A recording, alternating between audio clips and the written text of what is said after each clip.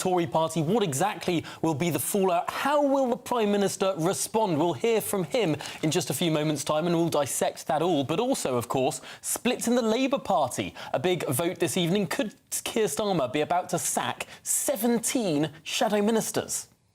And that will pretty much fill our 3 hours that we've got. I think so much to talk about. Who would want to be in Rishi Sunak's shoes today?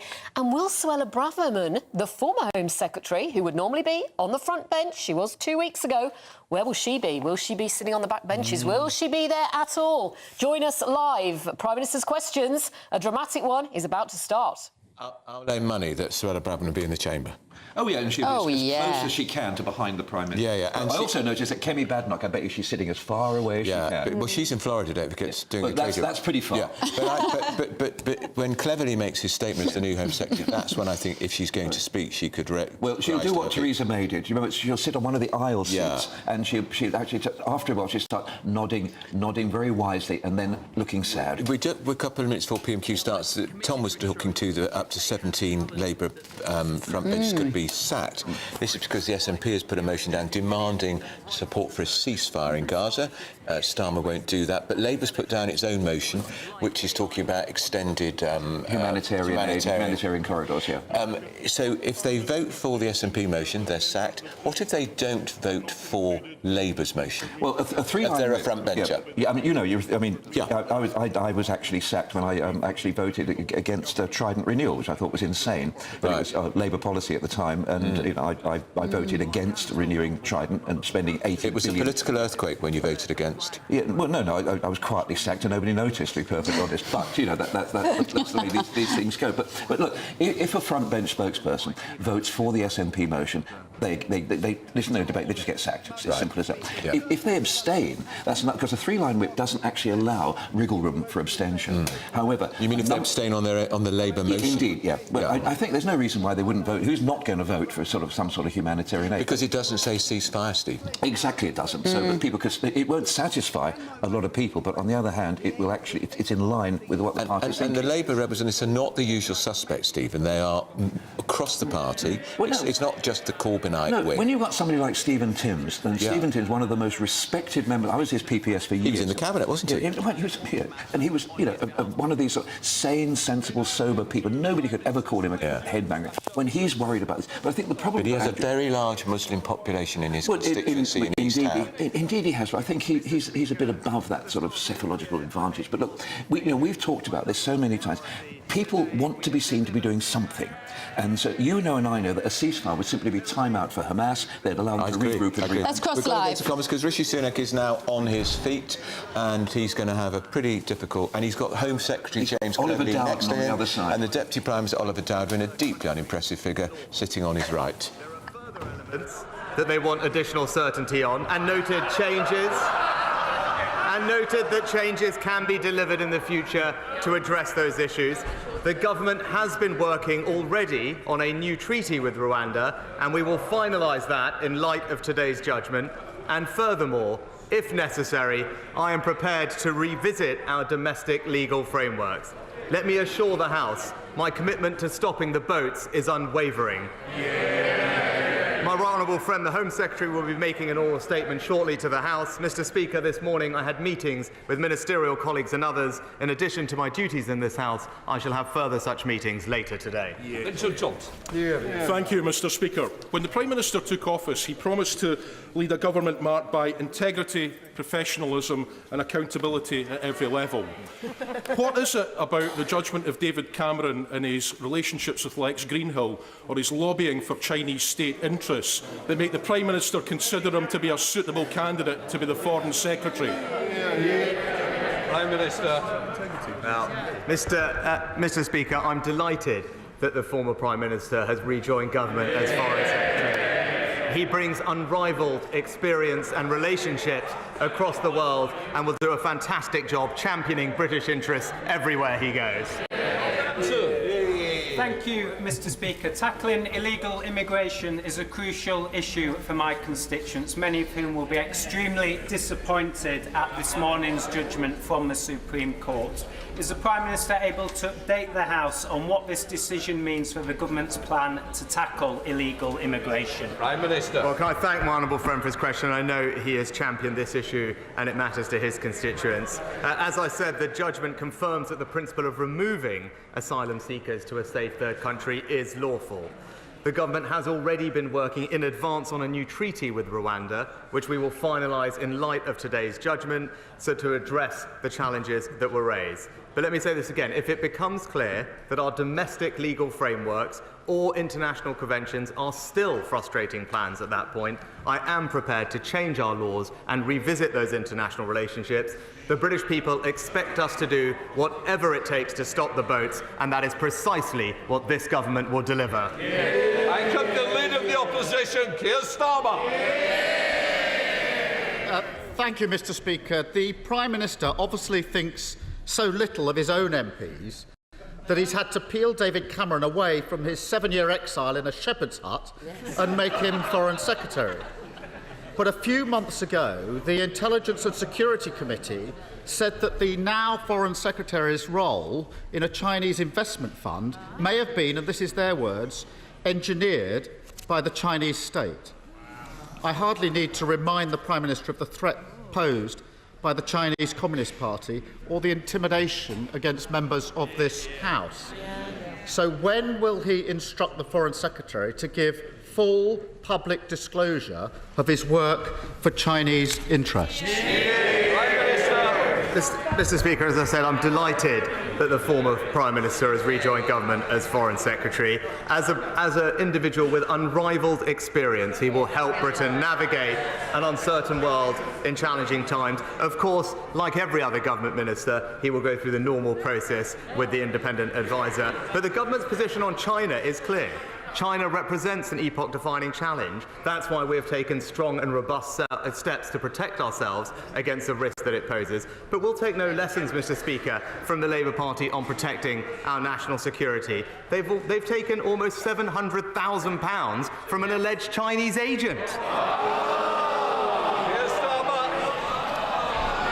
Mr Speaker, Sorry? Yes, I think now you're on the front bench. We need to just calm down. Keir Starmer. Mr Speaker, for someone who spent the last few weeks complaining about recycling bins, it's ironic that his latest reset involves recycling the architects of 13 years of Tory failure. But this is the Prime Minister who also reanimated the career of the member for Fareham in order to resuscitate his own just days after she was sacked for a national security breach. Is he ashamed that he was so desperate to become Tory leader, so scared to face a vote, that he put someone so totally unfit for office in charge of Britain's national security?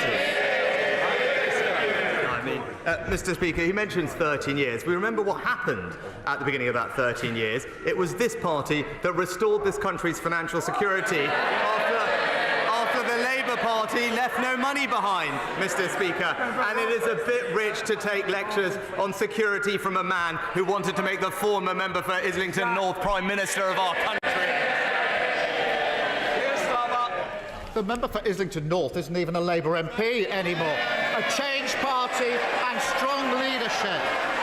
Mr Speaker. Luke, with a lot of business today, very important business with some important votes, and I want to get through this speedily. Keir Starmer. Mr Speaker, for 13 years our security has been undermined by this Tory government. And now the most ridiculous, pathetic spectacle of all. His Rwanda scheme, cooked up with his National Security Threat Home Secretary, has blown up.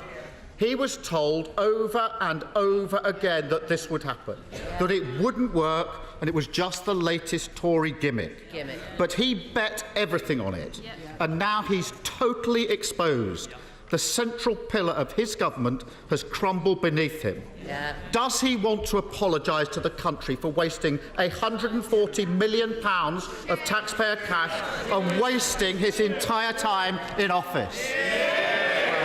Mr. Speaker, obviously the person officer didn't hear what I said about our approach to Rwanda, and not least when it comes to stopping the boats. Rwanda is one part of our plan which has already delivered a reduction in the number of small boats this year by a third, Mr. Speaker. But he talks about apologising. He talks about the former member not being a Labour MP now. Yes, he wasn't a Labour MP when he declined 15 different times to say that Hamas was a terrorist organisation this week, which is shameful. But he was a Labour MP. Indeed, the honourable gentleman served with him. He told the country he would make a great Prime Minister. At that point, he described Hamas as friends. Does he want to apologise for that now?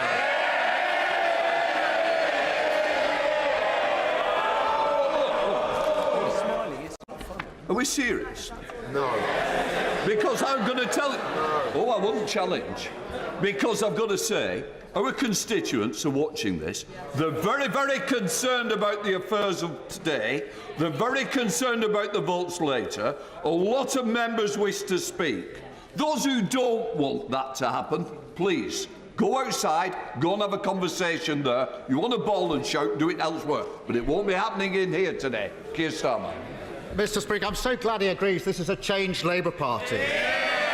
And while he was wasting his time on this gimmick, the asylum backlog has swollen to 175,000 people.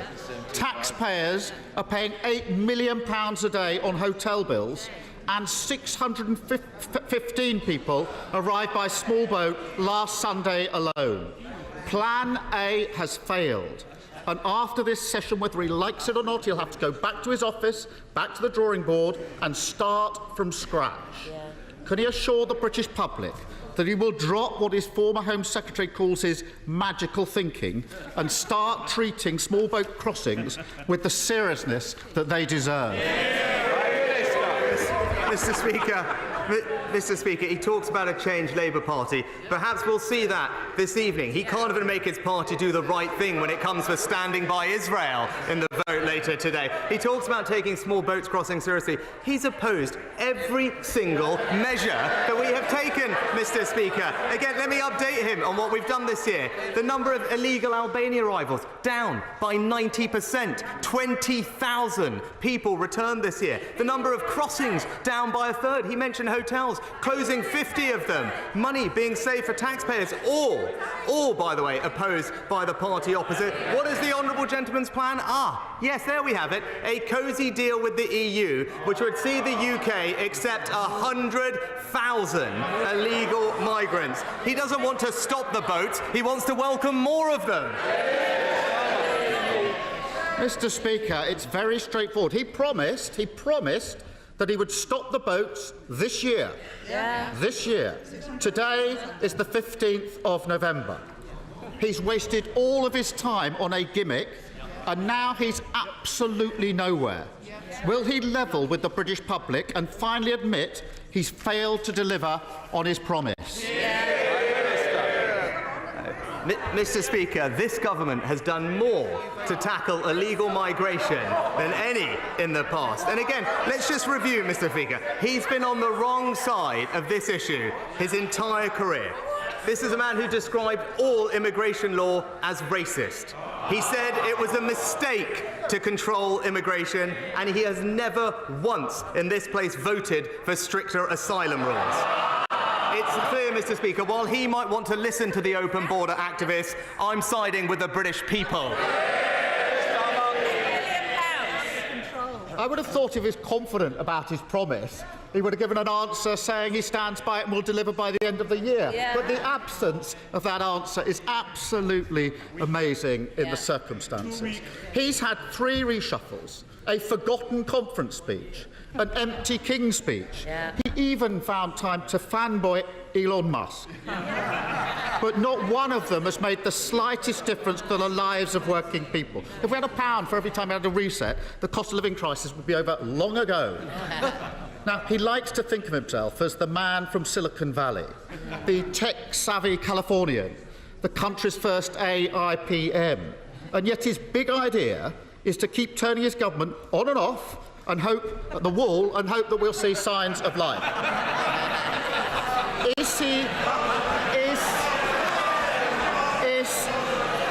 Is is he starting to feel that, as somebody once said, he was the future once?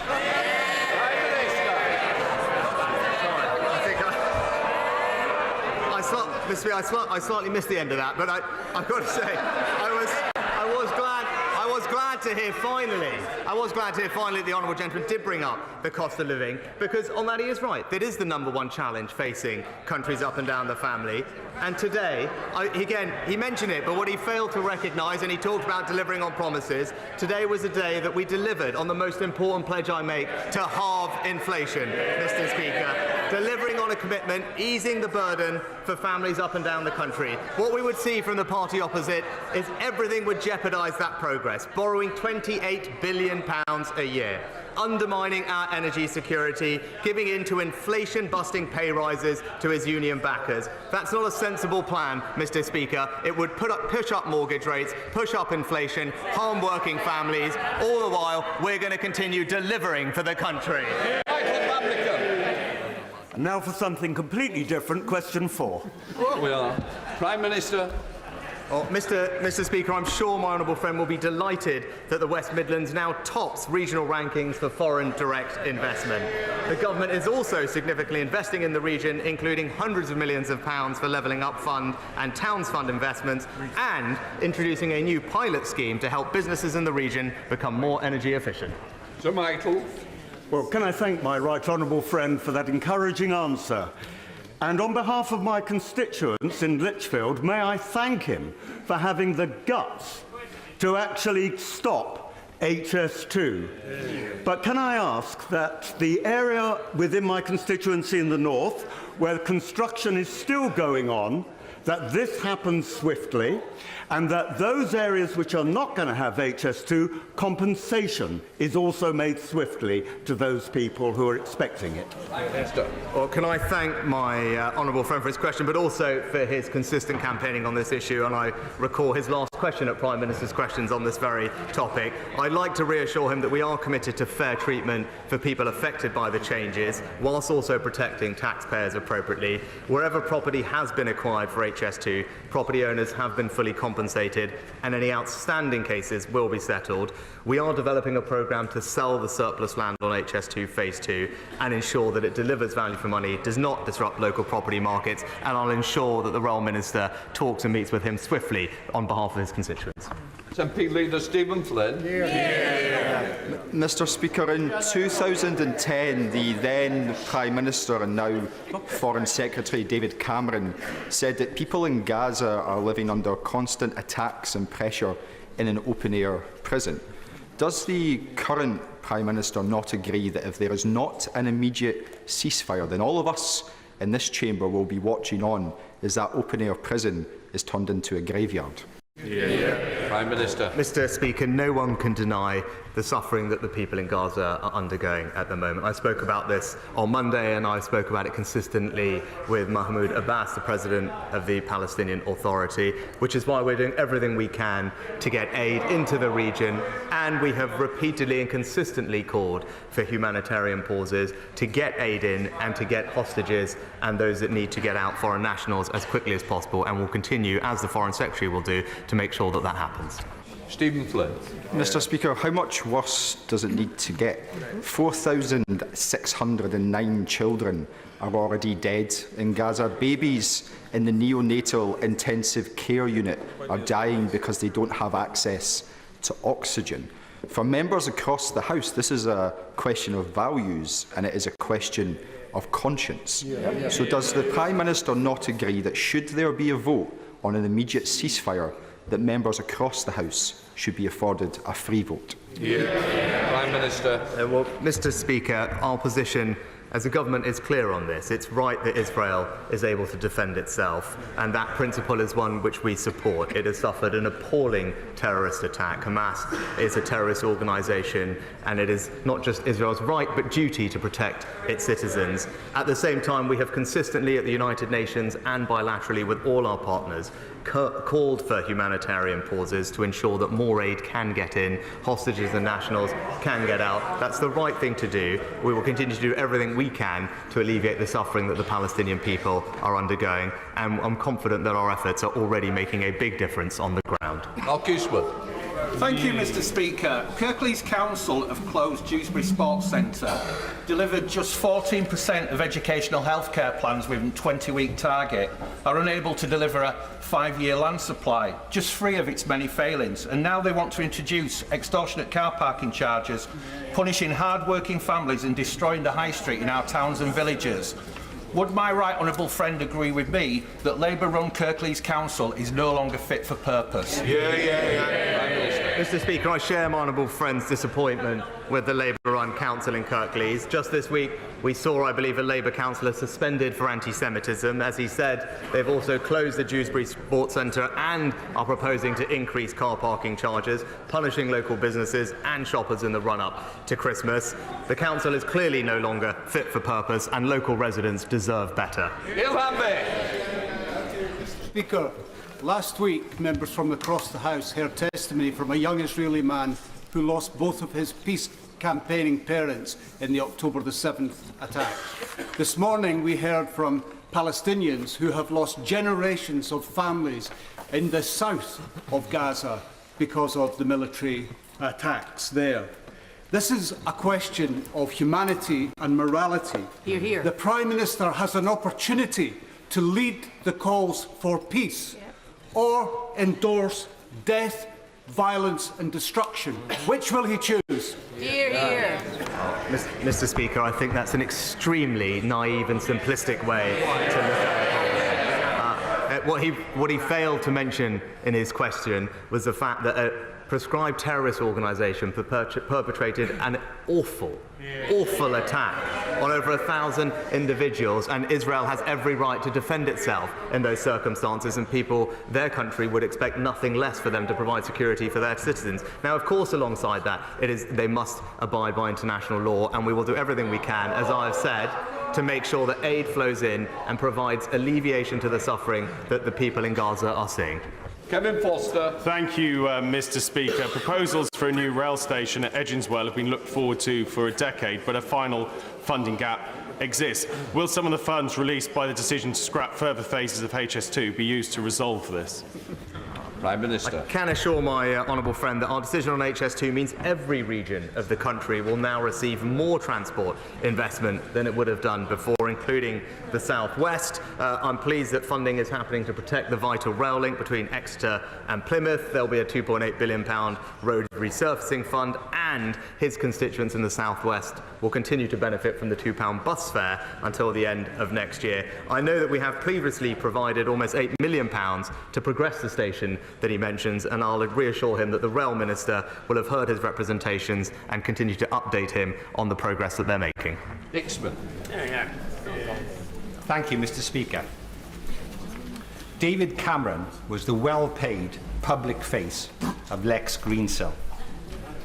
Greensill's companies are facing criminal investigations in Switzerland, Germany and here in the UK. David Cameron messaged ministers and officials 62 times over Greensill's COVID loan guarantees. The Treasury Select Committee called this a significant lack of judgment. What does his appointment say about the Prime Minister's own judgment? Prime Minister.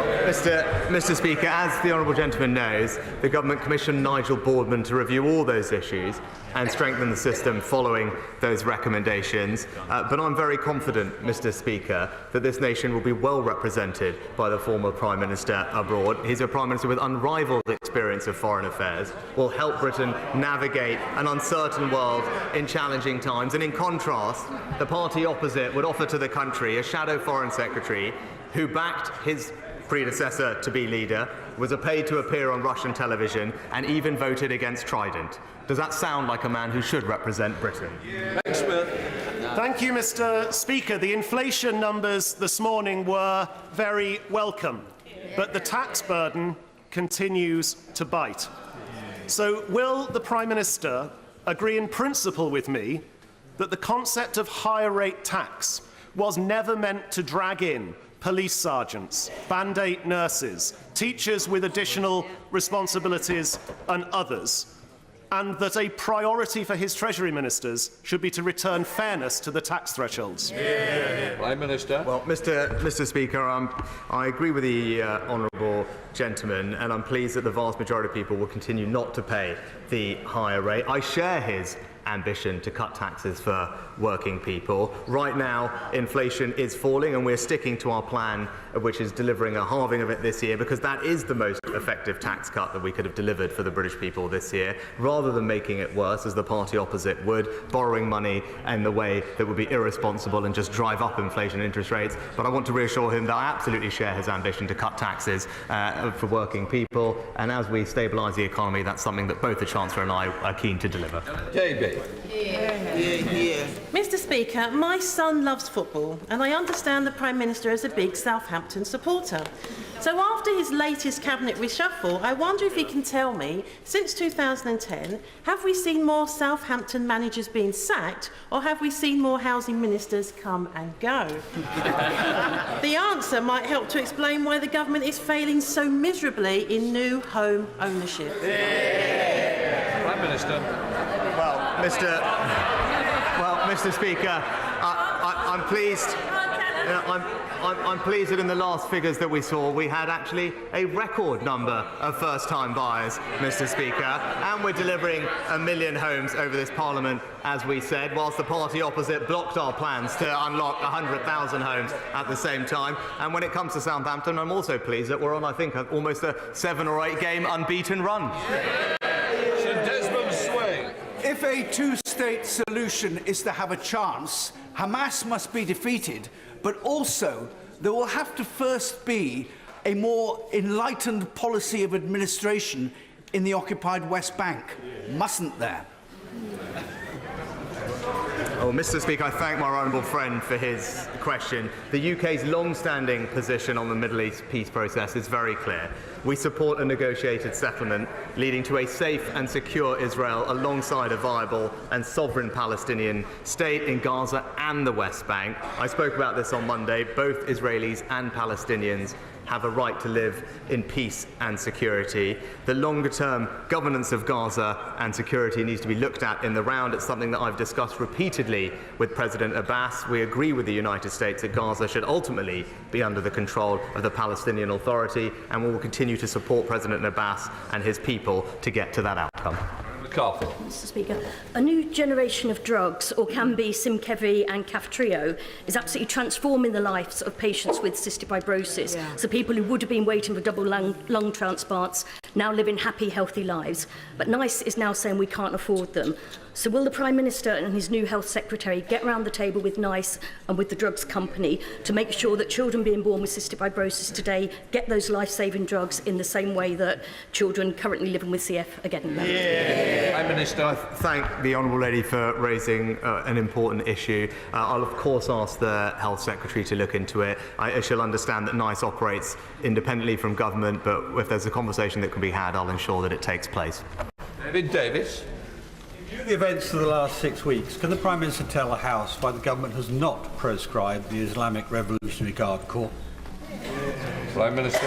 Mr. Speaker, this government continues to take strong action against Iran, whilst people in the UK and around the world are under threat from the regime. We've sanctioned more than 350 Iranian individuals and entities, including the IRGC in its entirety. The National Security Act of this year implements new measures to protect the British public, including new offences for espionage and foreign interference. And while the government keeps the list of prescribed organisations under review, as members will be aware, it is a long-standing convention that we don't comment on whether a specific organisation is being considered for prescription. He just said he had unprecedented experience. What would he say was David Cameron's finest foreign policy achievement? Mr. Speaker, I think there's Mr. Speaker, in fact, the many to pick from. But what I would say is, under his leadership, this country hosted what was widely considered to be one of the most successful G8 summits of recent time. Vicky to Chelmsford earlier this year, where he launched his antisocial behaviour strategy, and he will be pleased to know that the local police have consistently been stepping up their activities. Last week they arrested 24 people for many crimes, and last night they took out a major significant county lines gang. So please, will he join me in congratulating all those in our local police, and would he like to come back to Chelmsford and come out and patrol? He's Prime Minister. Well, it was great to visit my honourable friend and launch the government's antisocial behaviour plan. Can I thank her for raising awareness about the important work that her local policing team is doing, and I'm pleased that they've been empowered by our strategy. Antisocial behaviour does make life miserable for many. That's why our plan being delivered is so important. It's having a difference across the country, including in her part of the world, and I'm pleased to see that crime under this government, in the year that we most recently have data for, has decreased by 56% since 2010. Thank you, Mr. Speaker. Mr. Speaker, it's insulting that in the week that marks 20 years since the abolition of Section 28, the Prime Minister has appointed a minister without portfolio who frequently attacks the LGBTQ+ community with their so-called war on woke, seeks a return to those awful days, denying our human rights and attacking our very existence. Does the Prime Minister agree that he has manifestly and repeatedly failed? It's time for him to resign and to call a general election. Mr. Speaker, actually, this government and previous have a proud record in championing LGBT rights. It was this government that introduced same-sex marriage, Mr. Speaker, and we will continue to ensure that everyone in our society can live with tolerance and compassion and have every opportunity available for them. That's what we have delivered, and that's what we'll continue delivering. Mr. Speaker, last year through the Homes for Ukraine scheme, my family and I welcomed a refugee family to our home. And I'm proud that this country has always offered refuge to those who need it. But it's essential that we in this country decide who comes to this country. The Prime Minister has rightly said that he will do whatever it takes to stop the small boats and the evil trade around them. But isn't it apparent that after this morning's ruling, what it will take is a new law to override the Human Rights Act and to cut through the thicket of case law built up by judicial activism so that we can bring back control of our borders and stop the small boats? Mr. Speaker, it's right that we go through the judgment carefully and properly, and as I said, the government has already been working in advance on a new treaty with Rwanda to address the concerns that have been raised, that were raised previously and that were raised by the Supreme Court, who also acknowledge that changes can be delivered to address those issues. But as I said, and I'll repeat, if it becomes clear that our domestic legal frameworks, or indeed international conventions, are still frustrating plans after that point, I am prepared to change our laws and revisit those international relationships, because we are absolutely committed to stopping the boats. John Butler. Thank you, Mr. Speaker. Prime Minister, thank you for meeting with my constituent Noam. It has been 40 days since Noam's mum, Ada Sagi, was kidnapped by Hamas on October the 7th. We all condemn Hamas's actions and fight for the return of all hostages. Noam wants the language of love to be louder than the language of hate. 11,000 Palestinians have been killed, over 4,000 of them children. International law is important. Does the Prime Minister agree that you can support Israel but also call out breaches of international law? Mr. Speaker, I've been consistent from the start that whilst Israel has a right to defend itself, it is important that it complies with international law. It's a point I have made on every meeting or phone conversation that I've had with Prime Minister Netanyahu. And it was a privilege to meet her constituents and to hear the pain that they are going through, which I have enormous sympathy for, which is why we're doing absolutely everything we can to bring hostages home. We're engaged intensively in diplomatic activity in the region and working to get also foreign nationals and British nationals. I'm pleased to say well over 200 have now left Gaza, and we'll continue to do everything we can to ensure that everyone can safely leave who needs to. Holly Bancroft. The Prime Minister knows I stand unapologetically with my steelmakers in Scunthorpe. And he knows that I believe believe, as many across this House do, that the UK must retain a virgin steel-making capability for strategic reasons, if nothing else. Will he reassure the House that he is personally following developments at British Steel and doing all he can to retain what is a vital sovereign capability? Well, can I thank my honourable friend for the question? I know she is a fantastic champion for her local steelworking community, and I hope she is reassured by the action that this government has already taken to support steelmaking in our country, reaching a landmark agreement with Tata Steel to safeguard thousands of jobs there, and previously in the pandemic as well, because I agree with her, it is important to our industrial base, and we'll continue to have constructive conversations with all those companies to ensure that we can support them in their transition to a cleaner, greener steelmaking future. Ian Paisley. Thank you, Mr. Speaker. According to the British Independent Retail Association, on a matter that affects every constituency across this kingdom, 82% of retailers don't even bother reporting physical attacks on their staff when they're attacked. It takes shopkeepers to sell an additional 12 items to make up for an item that has been stolen. Will the Prime Minister support efforts that are being made by that association and many others across this House to ensure that retailers are protected, that theft against them is called out, and that they are supported in every way possible? And today at a meeting in Dining Room C, will he encourage those members from those shops in their efforts? Can I firstly pay tribute to the work that my honourable friend does on this issue as the Vice Chair of the All-Party Group on Retail Crime. He's absolutely right about the importance of this issue. Working in my mum's shop and her pharmacy growing up, I understand exactly what he's talking about when small businesses are the victims of crime. What I can tell him is that our expectation and our agreement with police forces is that all shoplifting should be followed up where there is evidence, such as CCTV footage, which is something that we did earlier this year, and also that any violent or abusive behaviour towards shop workers, particularly those who provide a valuable service to the public, is never acceptable, and that is why we introduced a statutory aggravating factor for assaults on workers that provide a service to the public, and I commend him on everything he's doing on this issue. Questions to William Cash. Thank you. Will my right honourable friend give the House an assurance that he has made clear to the new Foreign Secretary, who of course we wish well, that that he has agreed that his policy and conduct of EU-related affairs will be consistent with the government's 2019 election manifesto and the referendum, and is now fully committed to UK parliamentary sovereignty, self-government and democracy, and in accordance with the government's subsequent legislation? Prime Minister. Well, I'm delighted to give my honourable friend that assurance, because this is a government that is seizing the opportunities of Brexit, aided by his advice and support, passing the rule bill, ensuring that we can regulate our growth industries in a more competitive way and sign trade deals with the fastest growing regions across the world, including most recently the CPTPP. It's this government that's delivering the benefits of Brexit to every part of our country, and long may that continue. That completes Prime Minister's questions.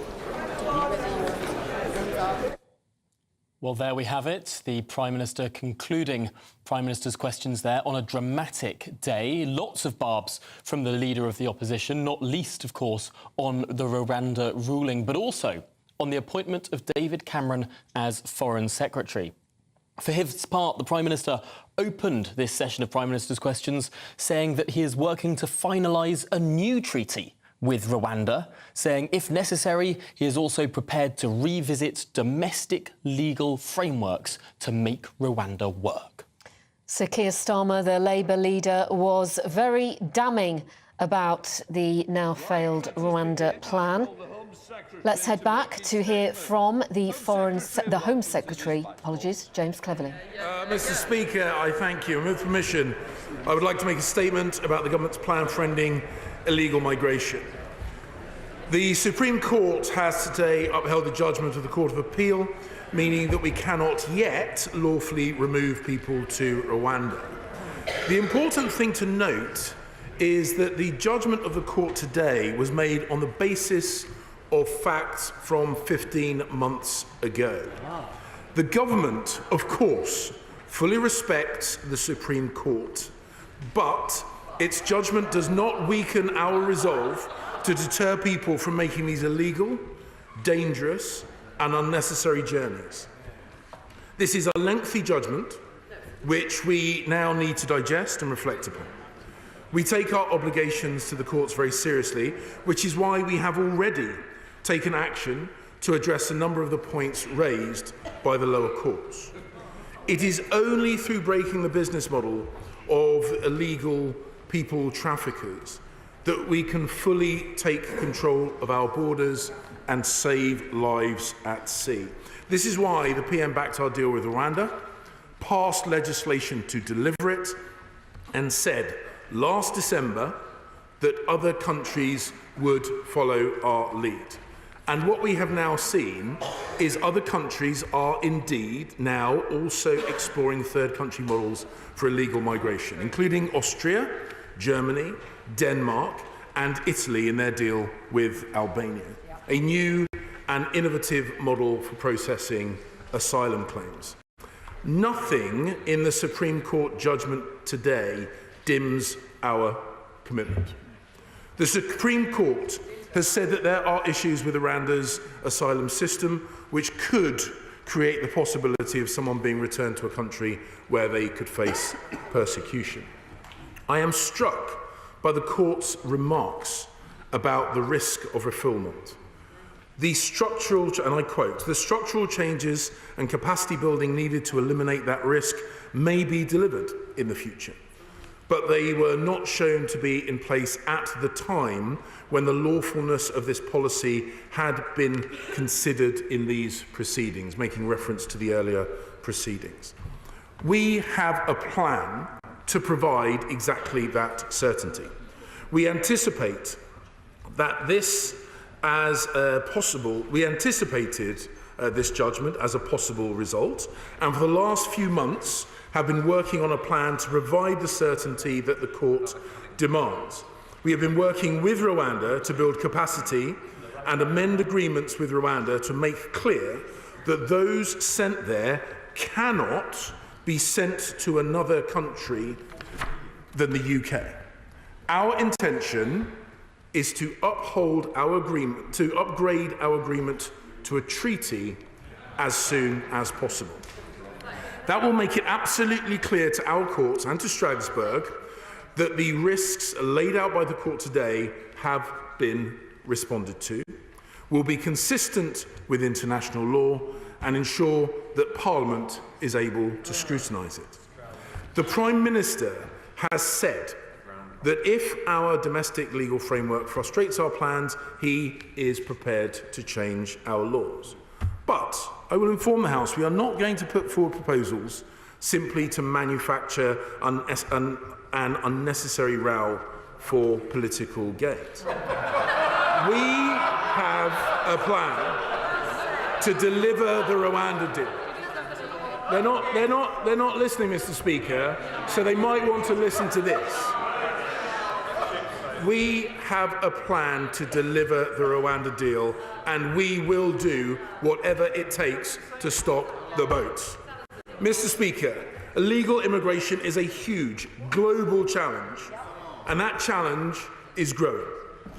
It was a topic that I regularly raised with countries across Europe and around the wider world in my former role as a Foreign Secretary. But, Mr. Speaker, monthly illegal migrant numbers are trending upwards right across Europe, with an exception. Our numbers are falling. Illegal migration is dangerous. It undermines the laws of our country. It is unfair on those who come here legally and on the British people who play by the rules. It must and it will stop. This is a wonderful country.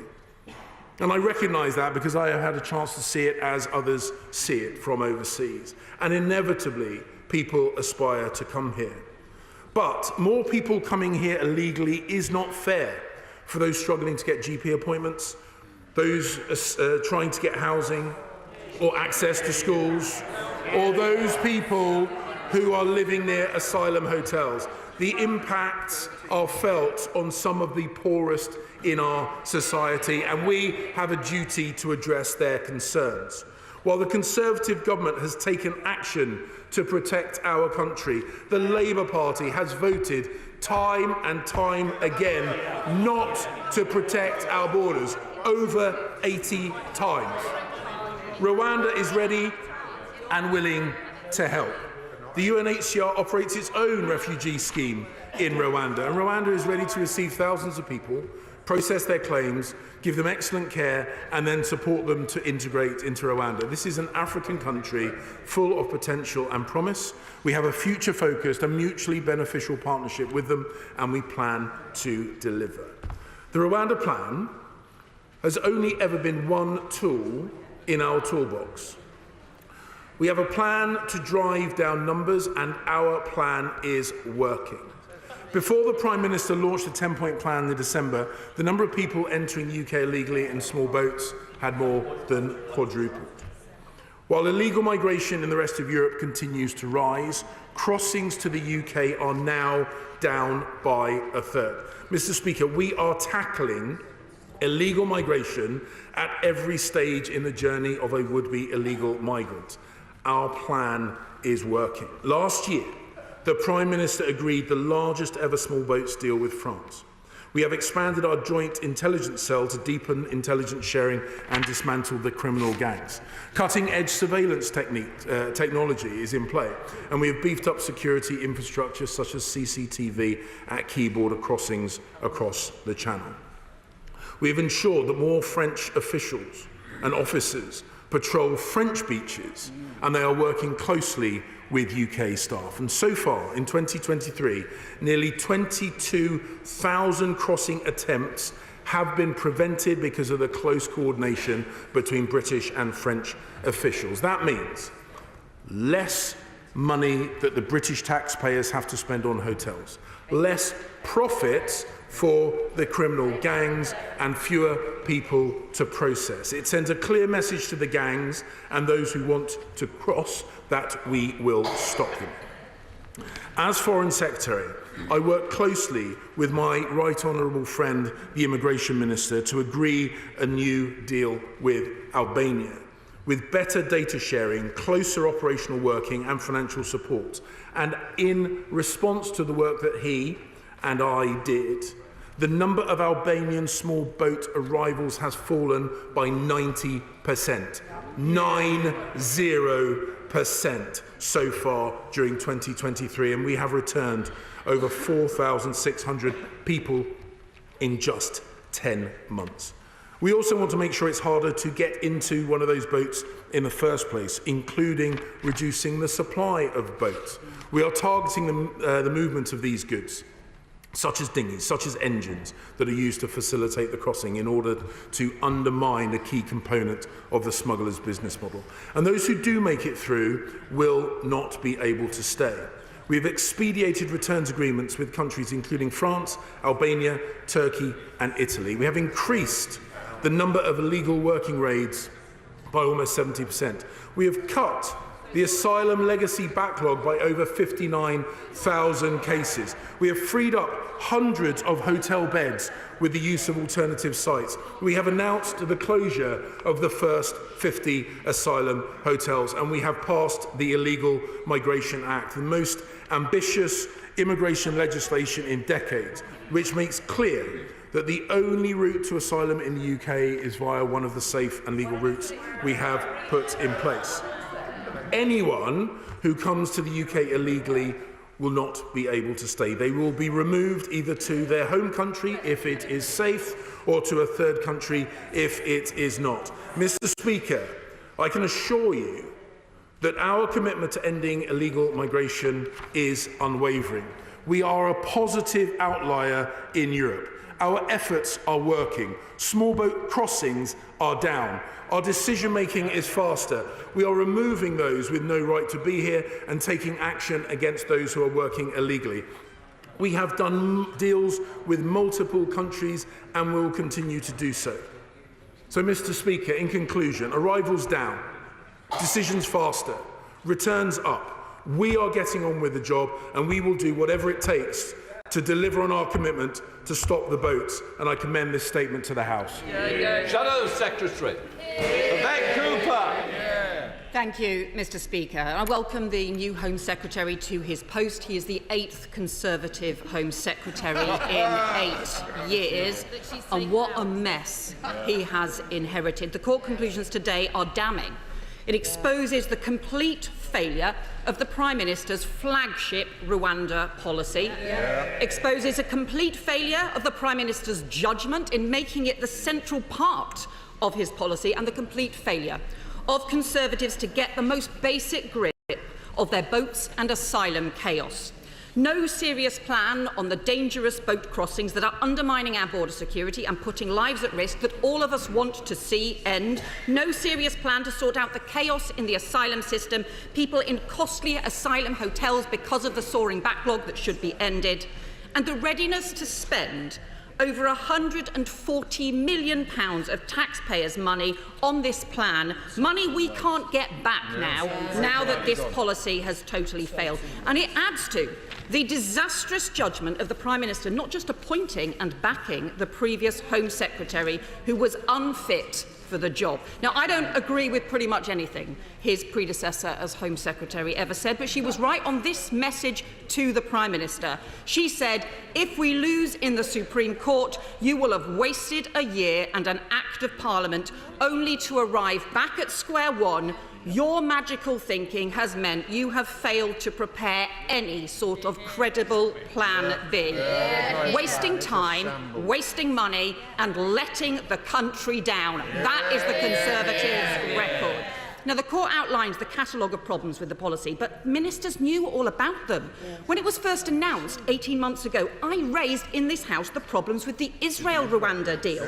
They were warned many times about failures and weaknesses in the Rwanda asylum system, but they just pressed on. And even if it had been found lawful today, they've admitted it would only have covered a few hundred people anyway, at a time when 100,000 people applied for asylum in the UK last year on the Conservatives' watch, and that would have also cost around twice as much per person as deciding cases in the UK. The truth is the government has wasted not just 1 but 5 years of failing to deal with this. 5 years ago there were just a few hundred people crossing in boats, but they let criminal gangs take hold along the channel.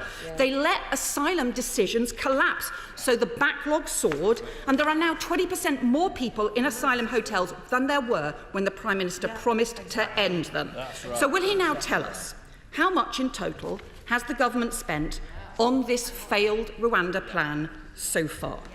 The House has a right to know. He says he wants a new treaty. How much more will that cost? And the court judgment says, despite his optimism, it says of the changes that are needed, the Rwandan government indicated that the contemplated arrangements might not be straightforward to implement in practice.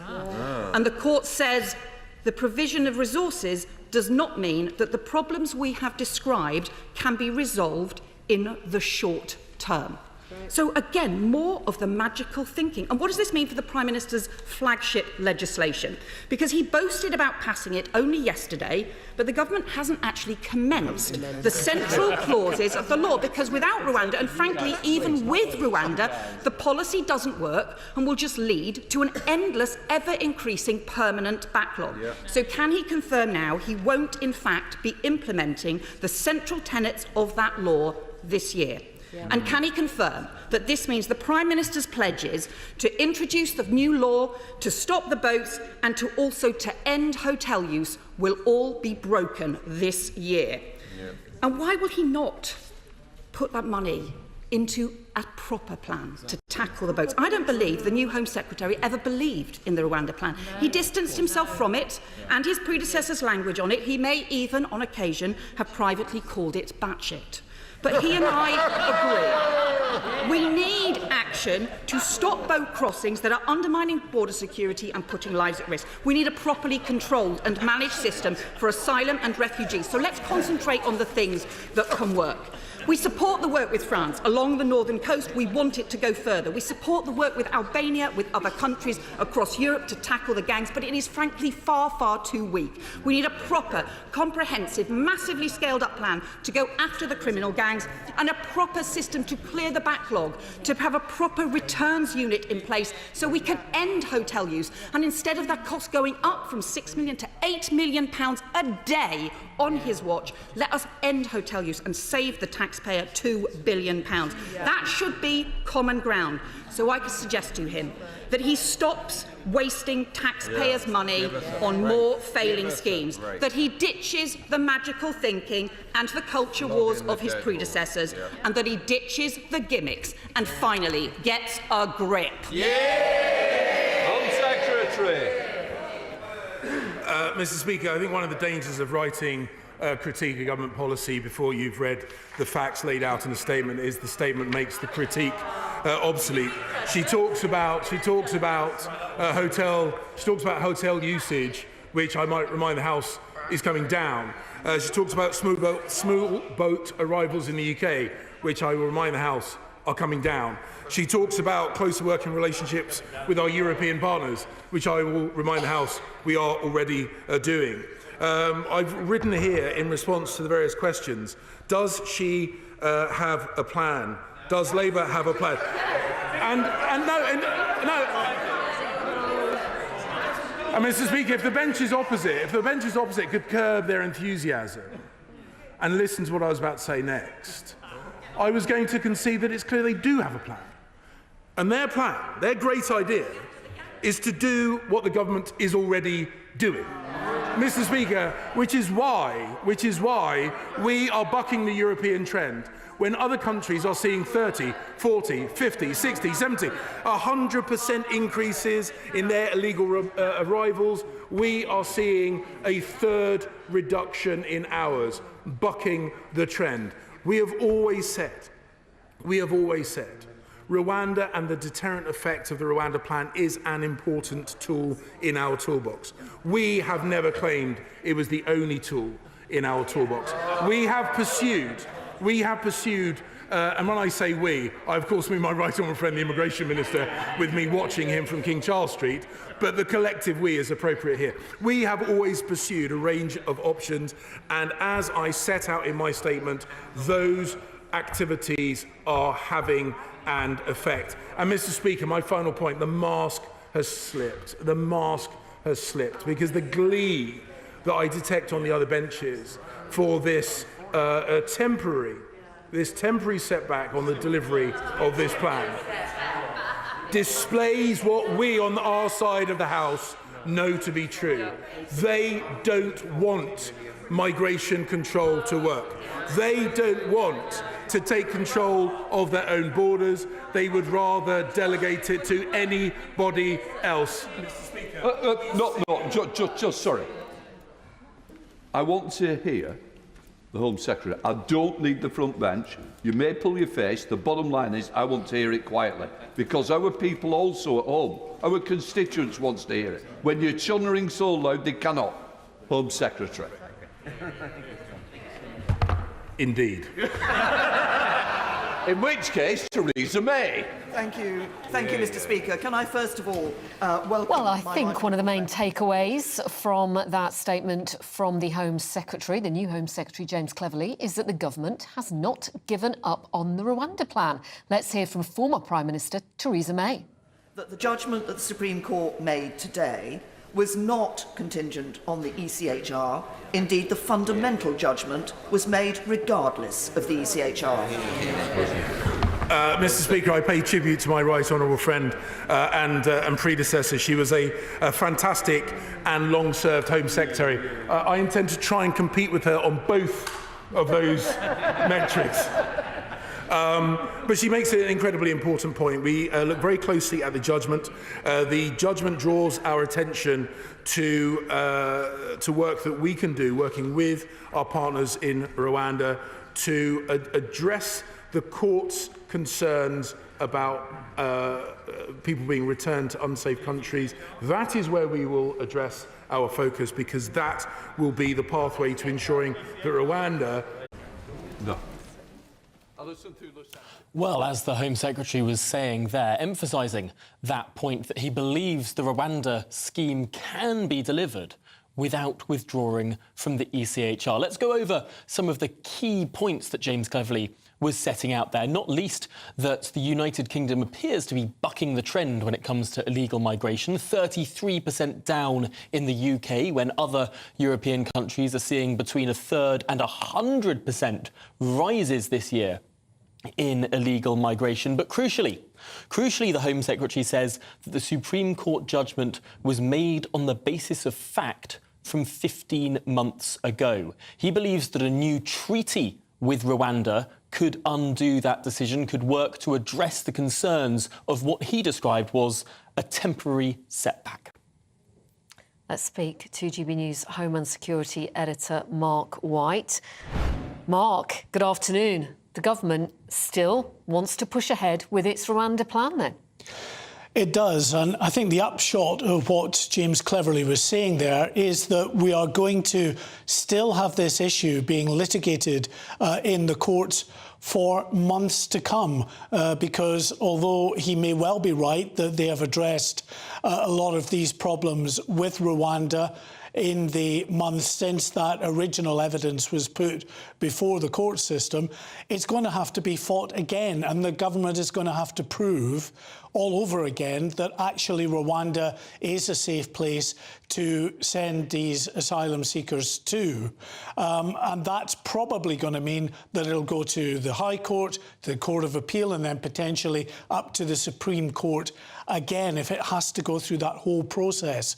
So we may be talking the better part of a year again before this is finally concluded. And we're already 19 months on from the point where Boris Johnson stood up in Lade Airport in Kent and announced this policy to the world. And we have not had a single plane as yet leave for Rwanda, and obviously now we're not going to have a plane leaving for Rwanda for many months to come. But as you say, it's right, the government seem to be still wedded to the Rwanda policy, and the reason for that is simple, because they put through the illegal migration bill through Parliament, and the whole premise of that bill is built on anyone coming into the UK through irregular means, i.e. either coming over in a boat or in the back of a lorry, is declared an illegal immigrant. They are therefore not given the right to claim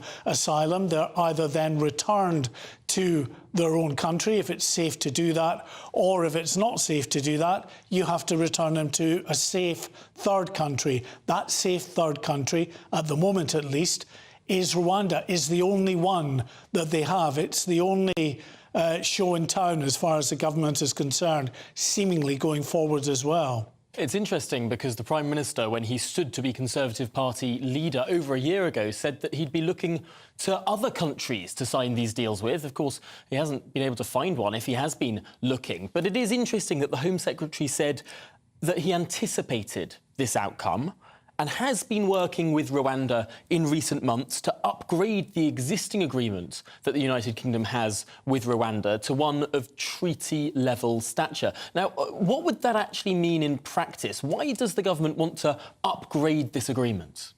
Well, clearly what the court, in coming to its ruling today, was concerned about was the potential for the processing protocols in Rwanda not to be robust enough, in the sense that people could be sent back to their country of origin, to an unsafe country potentially. And so they need to get those guarantees that going forward Rwanda's processing systems would be up to spec. Now, Rwanda has said throughout that it is willing to have the UK government, other third parties present in its country, watching and looking over those procedures to ensure that they are being carried out properly. So it may be building on that the government wants to achieve in going forward. But in saying that they've been working on this for 15 months, well, the Supreme Court evidence was a lot more recent than 15 months ago. Why was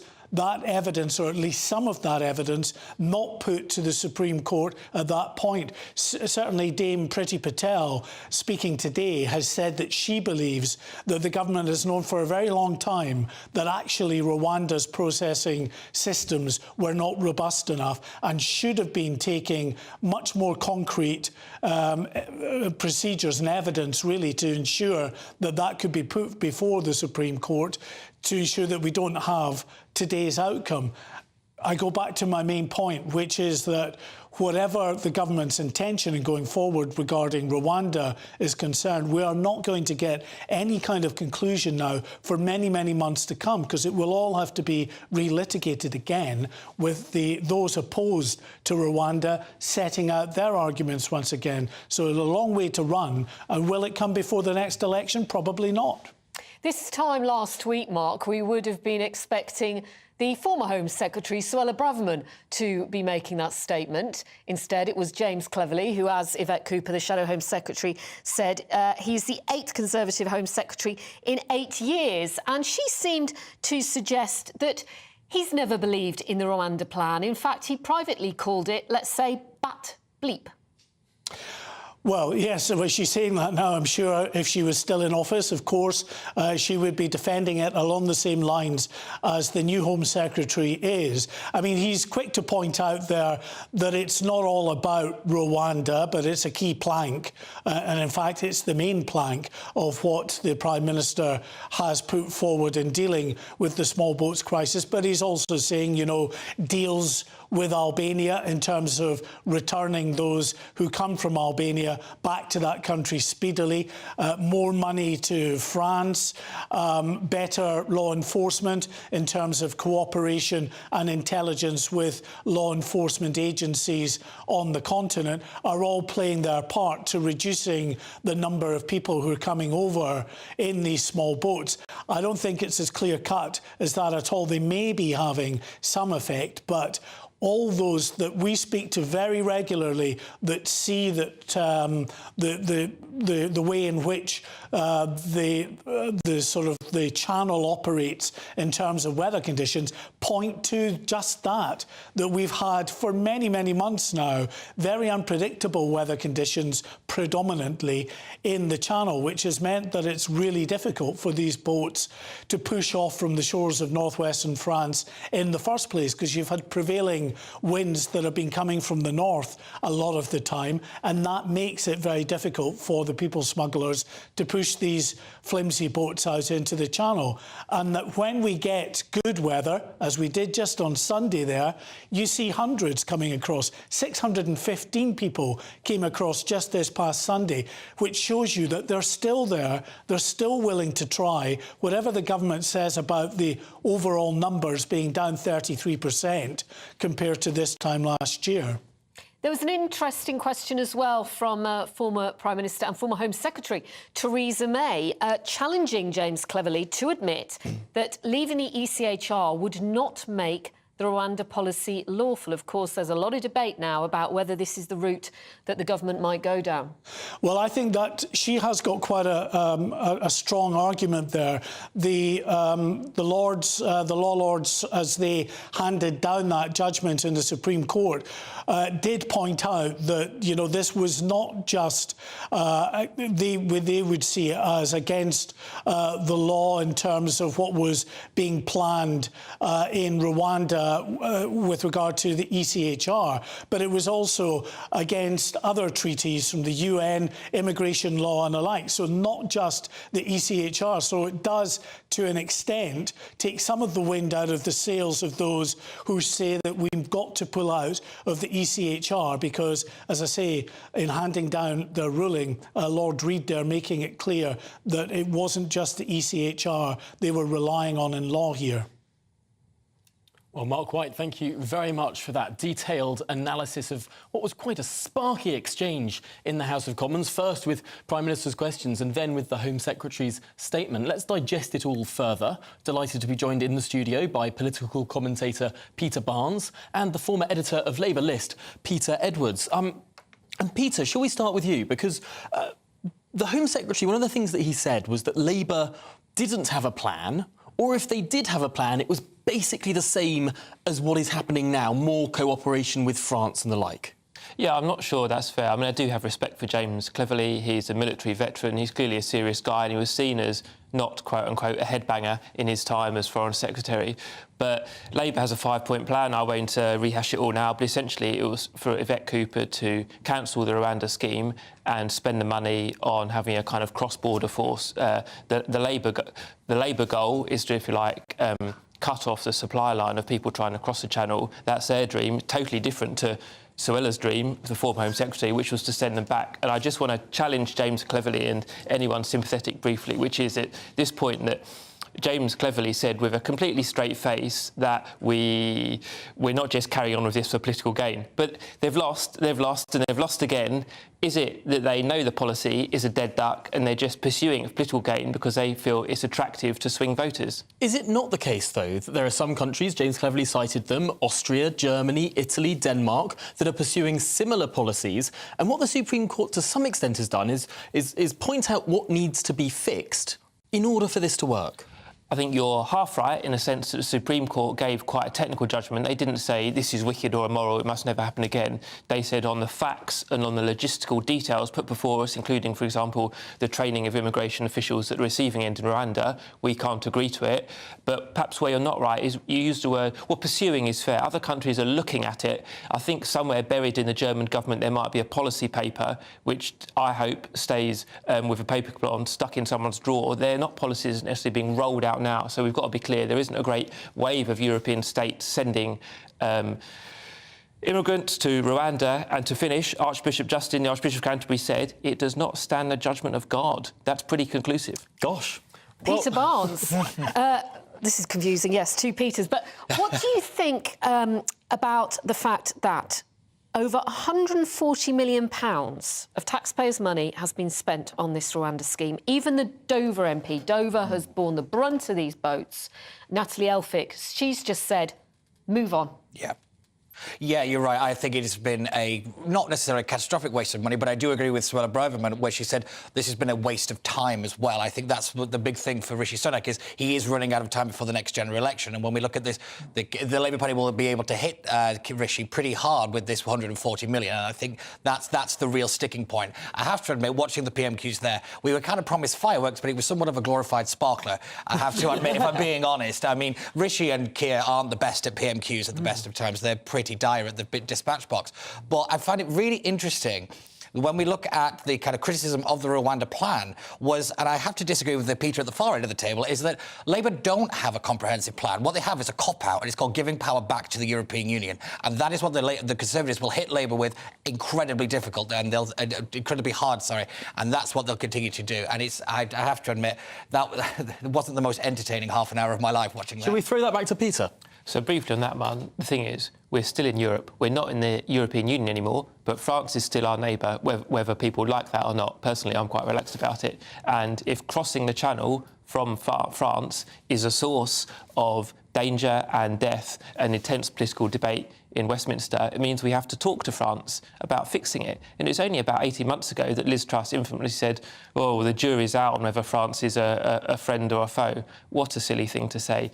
Post-Brexit, we have to work with France. Labour has this 5-point plan, and obviously greater cooperation is part of it. The other point, briefly, about Prime Minister's questions today, we've got all these very serious, grave issues from the Middle East to Rwanda, where lives are at risk. And it was a Labour backbencher that took us back to sort of political knockabout when he said, what was Lord Cameron's greatest foreign policy achievement? And some people, cleared their throat and looked at their shoes rather nervously. And I think it was a G8 summit that... a meeting. That Rishi Sunak cited. I'm not sure, it must have still been when Russia was in the G8, which is now the G7, of course, so quite some time ago. But there were questions, weren't there, raised about David Cameron's suitability? Oh, there were always going to be. I have to admit, when he stepped out of the car on Monday, I think everybody was shocked. I have to admit, I think everybody around Westminster was like, that was the last person we thought we would see. But I do think Rishi handled those questions pretty well. It has been dealt with by Treasury Select Committee, and there was a government commission report into it. So I think that can be kind of filed under. It's just one of these kind of political noises that I think a lot of people in the country won't overly care about that much. Reshuffles have very little impact on how people actually actually vote. But yeah, I just want to come back on one point that Peter just made again. When we talk about giving money to France, well, that's the Labour plan. It's just continue to give more money to France. And what are we going to get back in return? This is the fundamental failure of the Labour Party, is they just don't have any answers. And James Cleverly is right. All they're doing is copying Conservative policy and just pretending that they're not. And it is incredibly dishonest, in my opinion. Well, let's pause this conversation here and cross to our political editor, who is waiting patiently in Westminster for his analysis. Because, Christopher Hope, what did you make of both of these dual events? Firstly, the Prime Minister's announcement he's going after this new treaty with Rwanda, and then the follow-up act from the Home Secretary. That's right, Tom. He's doubling down, isn't he, on the idea of Rwanda being a safe country. But if you read the terms of this ruling by the Supreme Court, as Mark White was setting out very eloquently, they are worried about it being a safe country, and doubling down on that policy may not work. It may be, as Mark says, another year before the first flights can take off, the flights which the former Home Secretary Soledad Braverman dreamt of. But we are seeing a slight difference in language and tone right now in real time in the House of Commons. We heard, didn't we, from the Prime Minister, he's saying he's willing to look again at international conventions, revisit domestic laws to make this happen. And just now in the House of Commons, James Cleverly has, on a similar question, said we're not going to put forward proposals simply to manufacture an unnecessary row for short-term gain. And that's because, as we know, James Cleverly, the new Home Secretary, is not very keen on revisiting or even pulling out of the ECHR, the European Convention on Human Rights. So you've got these, there's two views here from both the Prime Minister and his Home Secretary. Who's going to win over? We are going to hear later on today from the Prime Minister. We're expecting him to be able to take some questions about this, so we'll see what he said then. But I think there are issues here. The background of all this, of course, is real concern here from Tory MPs faced with pressure to lose their seats. You've got Simon Clarke, the latest senior former Tory minister, suggested that there may be an issue here with the leadership of Rishi Sunak. About an hour and a half ago, we had on GBNews, we heard from Dame Andrea Jenkins saying as many as 6 further MPs on top of her are willing to put in letters of no confidence into the Prime Minister. So this is getting quite existential here for the Prime Minister. What's he do next? We'll wait and see. But also, how soon can he get any further, any result on a new deal with Rwanda? Is Rwanda the right safe country? It may be that courts say no again, in which case we're back to square one. The one thing they have got, the Tory party, is Labour's response is pretty weak. All they're saying is we're going to work more closely with the EU and other law enforcement bodies to stop the boats. So far, the government has stopped about a third of the boats crossing, or the numbers crossing, I should say, by doing a deal with Albania. Labour doing the similar thing, but there's a big attack advert out today from the Tory party within the last hour showing Sir Keir Starmer opening a door and allowing people into this country. That's where they think they can get away with that.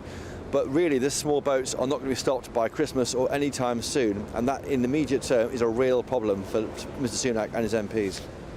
Sounds inconceivable, really, that any flights could leave for Rwanda this side of the election. And you mentioned those no confidence letters.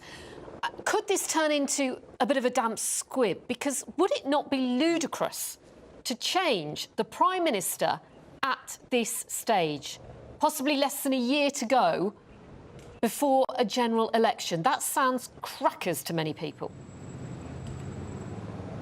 It does sound crackers, and you can't really see Soledad Braverman or even Priti Patel commanding enough support across the whole party to beat Mr Sunak in any contest. But we're not talking about a contest, are we? The letters are ones of no confidence. So all that would happen is, if they cleared the threshold of 50 or so Tory MPs putting in letters to the 1922 committee chairman, Graham Brady, there would then be a vote of confidence in the Prime Minister. Now, happened in the past, Sir John Major triggered his own vote of confidence back in the mid-90s to try and bring his party back into line. So that's what would happen. It would be an attempt by the MPs triggering this vote to try and force the PM, Mr Sunak, to wake up and adopt more right-wing policies. But he would win I expect, any no-confidence vote. We're nowhere near the chaos of last year with Boris Johnson and latterly the threat to Liz Truss. But it would be a wake-up call, I think, for the Prime Minister to bring to try and go after, support that mandate from 2019, lean further into tax cuts. We heard him with an answer just in the House of Commons just now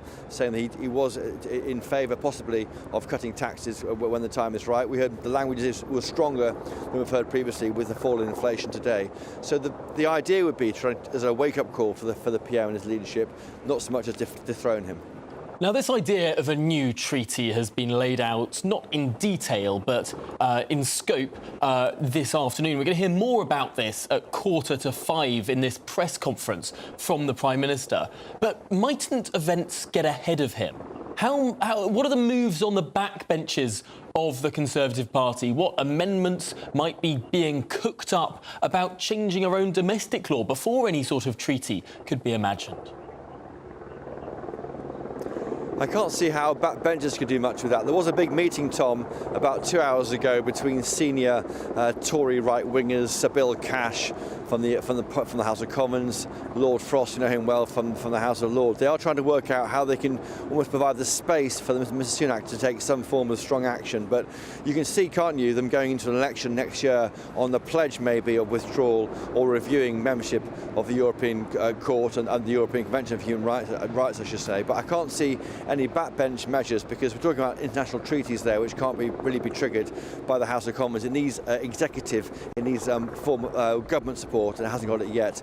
But we are seeing he's opened the door to it, and that's the whole conversation over the next few days on GBNews and elsewhere will be how far will he go to make the small boats stopping happen. Chris, former Prime Minister Boris Johnson has popped up, as you might expect, on X. He is urging the Prime Minister, Rishi Sunak, to change the law to designate Rwanda a safe country. He's arguing that the government has the power under the Asylum and Immigration Act of 2004 to do that. And that could be what happens when they renegotiate this treaty, because, of course, the problem they've got is that detailed judgment set out by Mark White earlier, my colleague, made very clear that the courts do not believe that Rwanda is a safe country. So if we legally make it a safe country, the judges must abide by the law, they must abide by the will of Parliament. So that's clearly the strategy and idea.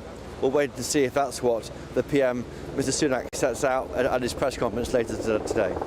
Absolutely fascinating stuff. Well, Chris, we know we'll be back with you throughout the day as things develop, not just in Number 10, but across Parliament as well. In the meantime, we're still joined in the studio by political commentator Peter Barnes and the former editor of Labour List, Peter Edwards. Peter Barnes, just listening there to the options that Rishi Sunak has before him, none of them look immediate. And none of them look easy. No, that's going to be the next biggest problem that Number 10 faces. Where do they go from here? Like you said, there's so many options on the table, and I do think this is a kind of last chance saloon situation where if they pick the wrong one, I think this is curtains for the entire lot.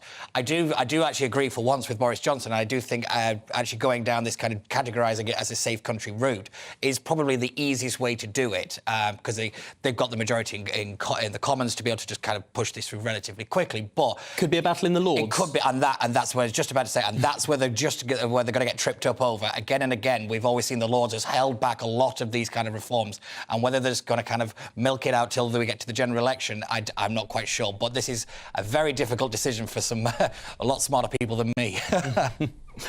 Peter Edwards, the same question to you. These options that the government has before it, it's still going after Rwanda. I suppose it sees that it's sunk 140 million plus into this scheme. It would look rather bad for it to walk away from all of that investment now. It would look bad in terms of the financial position, and it would look bad politically. So I think they'll stick with it. And there is a parallel with, when governments are missing their targets but carrying on punching the bruise, so to speak, because they feel it benefits them politically. So Labour MPs are perhaps less comfortable talking about Rwanda and immigration historically. Tories believe the Rwanda policy is very popular, particularly among northern seats, what we call the Red Wall. So although they've had a judicial setback today, judges are very low profile. James Cleverly, the new Home Secretary, was very bullish about he'd carry on going with it. And there is a parallel with 2010 to 15, when the big thing was a deficit. And I worked with the Shadow Treasury team, and George Osborne was behind in his deficit targets, but they kept talking about that because they felt having a conversation about the deficit hurt Labour. Why would the government, Peter, not... Sorry, I just got my pen caught in my hair. Sorry about that. Why would the government not just ditch this completely and start again? Well, one, they'd have to admit that they'd wasted time and wasted money, which politically would just be suicidal, but also the fact that they're so far into this now that I don't think they're going to have to dig this way out of it. Ultimately, not many people... It would be a fraction of people of the backlog that would be tackled by sending these flights to Rwanda. So it's not actually tackling it Yeah, on so a this has grand always scale. been one of my biggest criticisms of the actual Rwanda policy, is it's not going to have this massive reforming effect that they've continually said that it was going to have. What for me, what I think the Rwanda policy really is a signal that the government is willing and more importantly, able to tackle this issue in a competent way. And they don't seem to be doing it at the moment, but I think that was the idea behind it. And I think it's that signalling that, like we said, to those red wall voters, where this issue is a major issue in those seats, I do think that, you know, being able to say that, well, look, we've got the flight and there's the pictures of the flight going out, and there's the, you know, being able to put that image in people's minds was very important to the Conservatives' chance of re-election. That's the example of the gimmick that Yvette Cooper's talking about. Oh, yeah, she's bang on. I have to admit, I'm no great lover of the Labour Party, but Yvette Cooper is absolutely bang on this issue. She has been spot on about all the problems of the Rwanda policy for quite some time. And, yes, she's right. The gimmick of it, which you can be criticised of, but it's also very important in the sense of do we really have control of our own borders and our own laws? And I think the Rwanda policy is kind of showing to a lot of voters that despite Brexit, despite all the talk, we genuinely don't. OK, let's take a breath. Lots more still to come with this short break first. You're with GB News.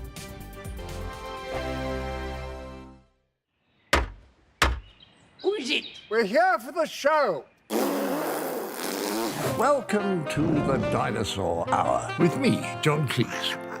I was married to a therapist. And you survived? I thought we were getting Hugh Laurie. Second best.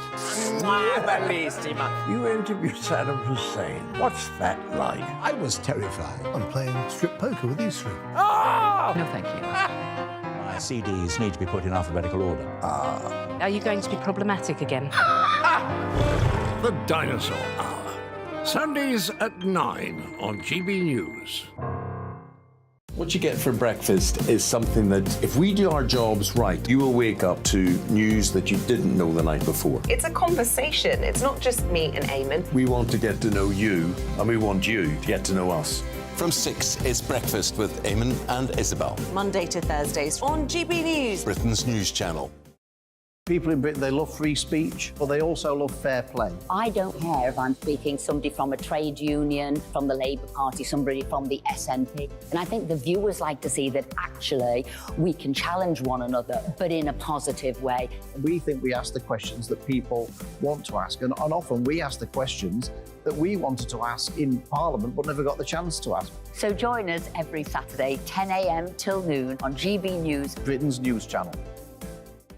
So Jubes and Kerr, we tackle the issues of the day with real, robust debate, both sides of the fence, battling it out with me in the middle with my forthright opinions and views. And often really interesting things happen because you start with a position and then by the end of the debate you find actually, well, I might not have thought about that one. What we need in this country is 2 new political parties. You should maybe think about doing a 2024 calendar.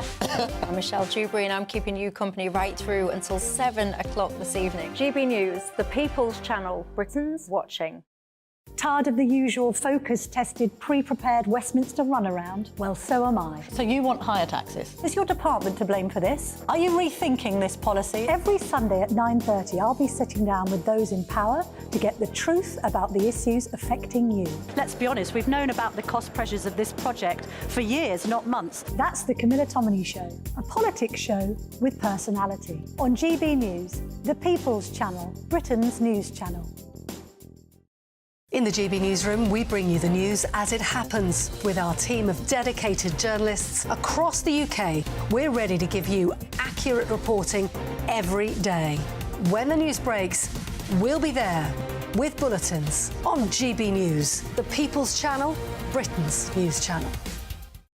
When the news happens, it happens here. And really important breaking news. Breaking news this morning. On TV, radio and online, the news starts here on Britain's Newsroom. All the biggest stories and the answers that you need from across the UK and beyond. Join Britain's Newsroom from 9:30 on GB News. The People's Channel, Britain's news channel. GB News, unlike other broadcasters, isn't obsessed with the London-Westminster bubble. We think there's a nation beyond the M25, and that's why we talk about the issues that matter across the land. Join me on State of the Nation, 8 to 9 o'clock, Monday to Thursday, on GB News. Daisy's listening, and you should too.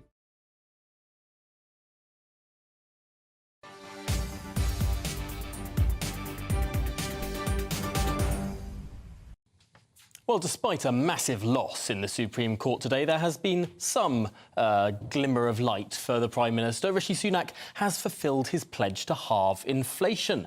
This morning's official figures show a sharp fall from 6.7% to 4.6%. Yeah, quite a drop. Here with a full breakdown of today's numbers and exactly what it means for you, here's our business and economics editor, Liam Halligan, with On the Money.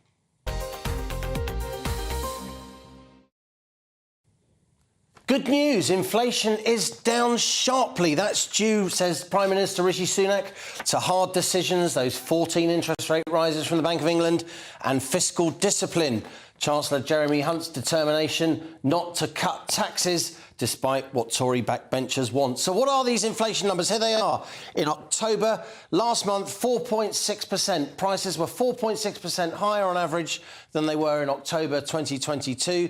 That's sharply down from 6.7% in inflation in September, and a long way down from the peak, October 2022, when we had inflation at 11.1%. But none of this means that the UK is doing particularly well internationally. Look at this. There's our 4.6% inflation number in October. The Eurozone has inflation of 2.9%. In America, it's 3.2%. So UK price pressures are still greater, it seems, than many other large economies. And why are they? A big reason is food prices. Food price inflation in October was still 10.1%. Food 10% plus more expensive last month than the same month in 2022. That's down slightly from 12.1% inflation in September, but it's still really, really high. And when the Office for National Statistics published the new inflation numbers this morning, they disclosed that food prices last month are now 30% higher than they were in October 2021. A 30% increase in food prices in just 2 years. That is pretty pulverising. Where there is good news, though, is lower energy costs. That Ofgem energy price cap that regulates the typical household gas and electricity bill, that came down at the beginning of October, so this isn't surprising. Household gas prices are down 31% since October 2022, and electricity prices down just over 15%. That is a major boost for lots of household incomes. And also, if you drive a car or a van, you'll have noticed that petrol's a bit cheaper. 155.1 for a litre of petrol last month. That's down from 163.6 the same month in 2022.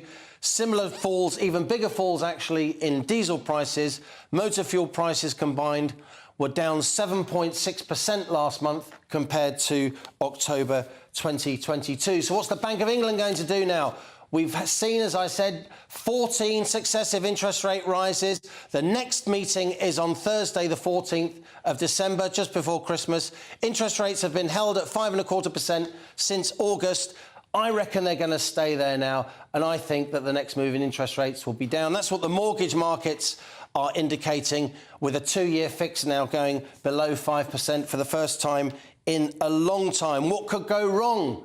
Geopolitics could go wrong. We could see a spike in oil prices this winter, which will push inflation back up if the OPEC oil exporters cartel wants to do things that are unhelpful to Western oil importers like the UK. We could see a sharp rise in gas prices if there's more turmoil in the Middle East, or indeed more turmoil between Russia and Ukraine. The base case, though, is that inflation is going to continue to come down, and the next move in interest rates will also be down.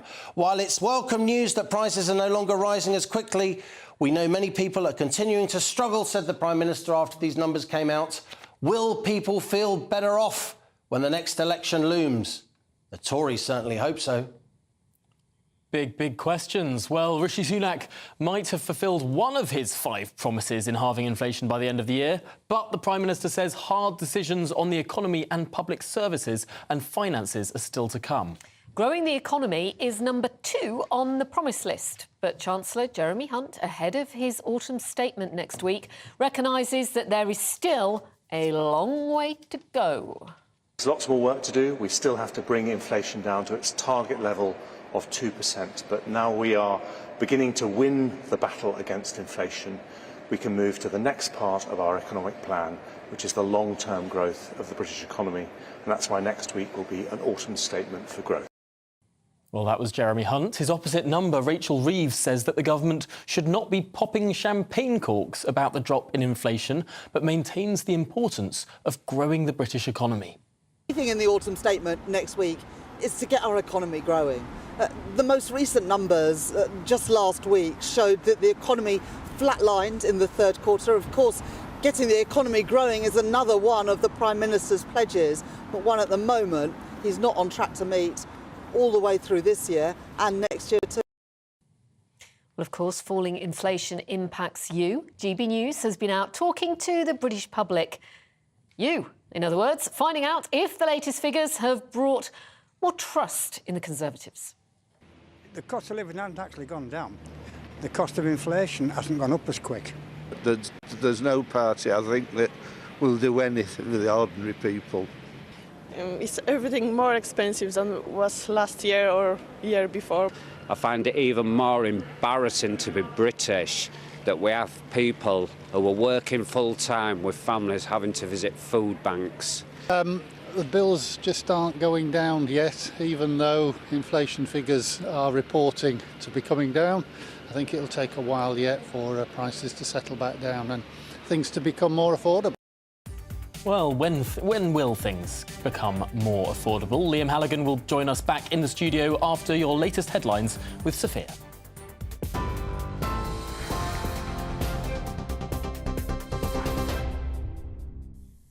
It's 1:32. I'm Sophia Wensler in the GB newsroom. Some breaking news to bring you. Two 12-year-old boys have been arrested on suspicion of murder after a 19-year-old was stabbed to death in Wolverhampton. West Midlands Police say Sean Sisahai was attacked in East Park on Monday night and died at the scene. The Prime Minister says he's prepared to change the law to stop small boat crossings after the Supreme Court ruled against his Rwanda policy. Justices unanimously rejected a government appeal, saying the plan to deport illegal arrivals to the UK risks genuine asylum seekers being returned to the country they fled from.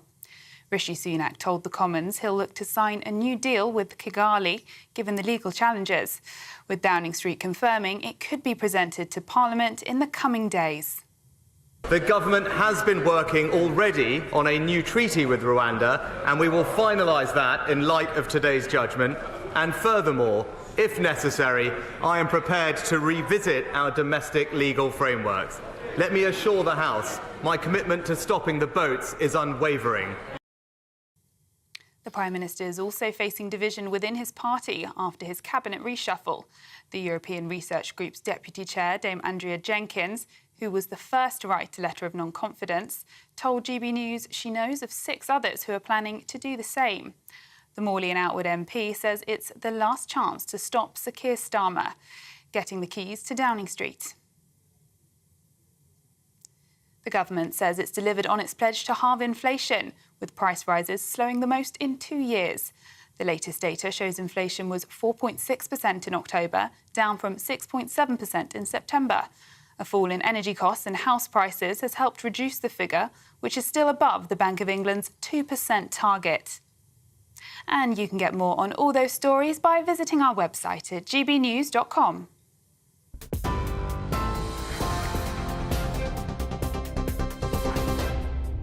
For a valuable legacy your family can own, gold coins will always shine bright. Rosalind Gold proudly sponsors the GB News Financial Report. And here's a quick snapshot of today's markets. The pound will buy you $1.2468 and €1.1470. The price of gold is £1,581 and 88 pence per ounce.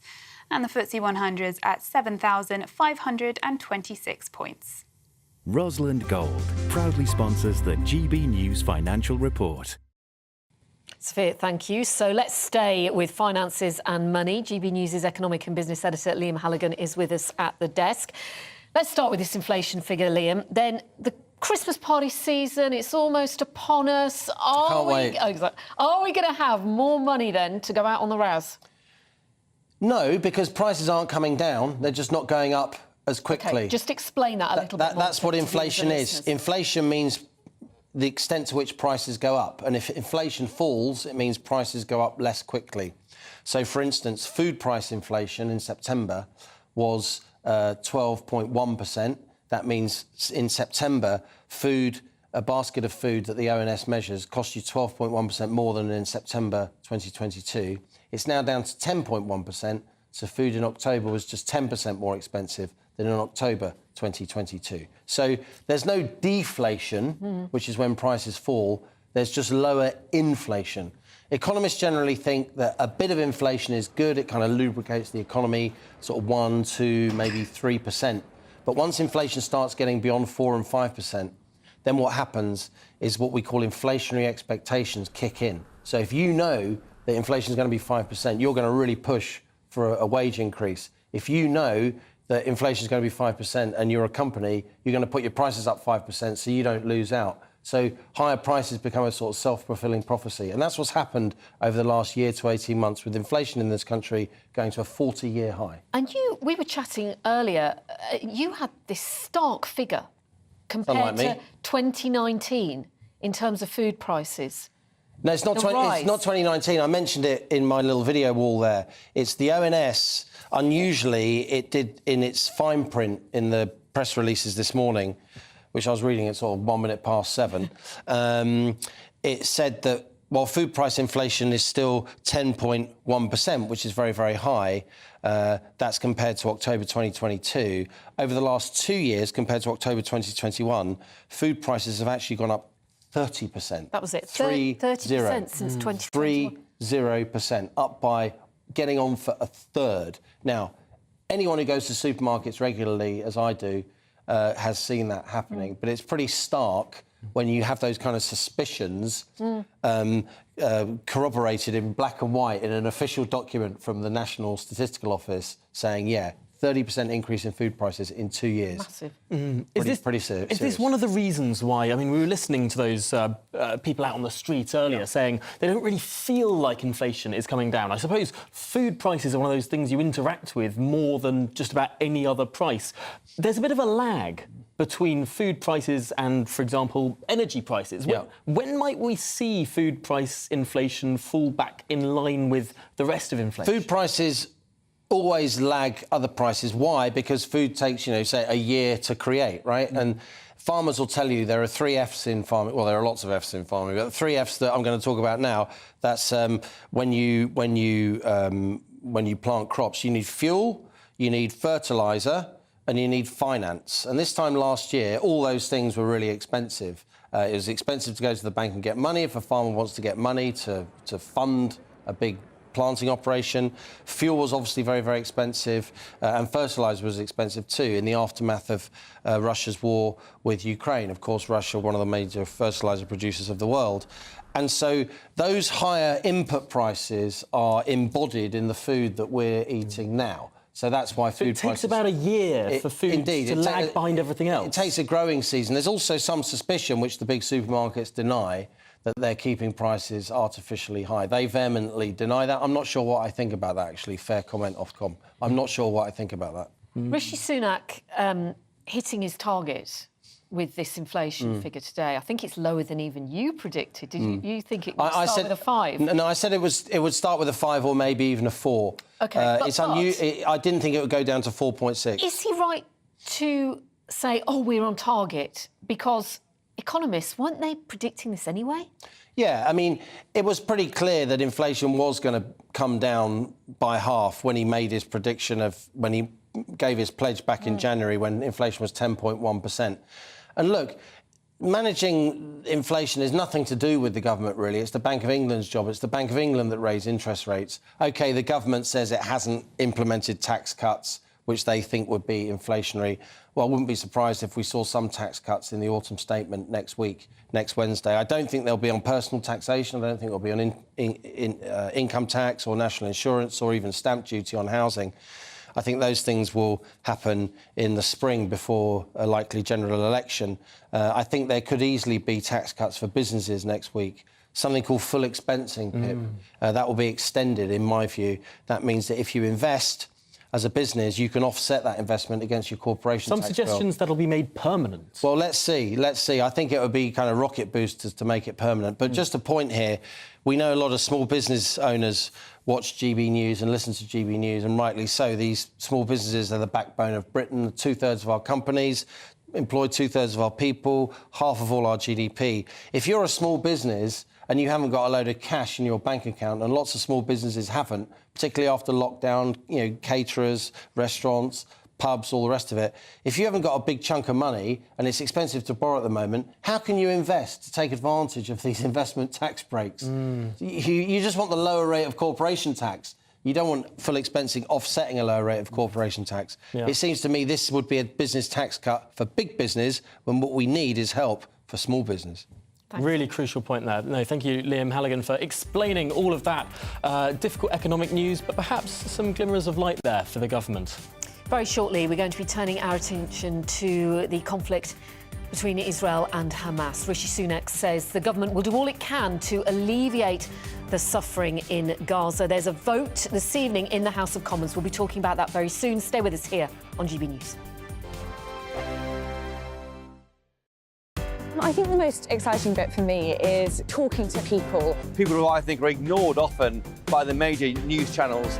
We're going to give news they want to hear. There's a voice there that needs to be heard. I think there's a chance here for a diversity of opinion to be expressed, which you don't find elsewhere. It's really exciting. We don't hold back. We're free to say how decisions that are taken here affect us all around the country. Only on GB News, the People's Channel, Britain's news channel. There's only 3 people you can trust in life: your doctor, your lawyer, and your nana.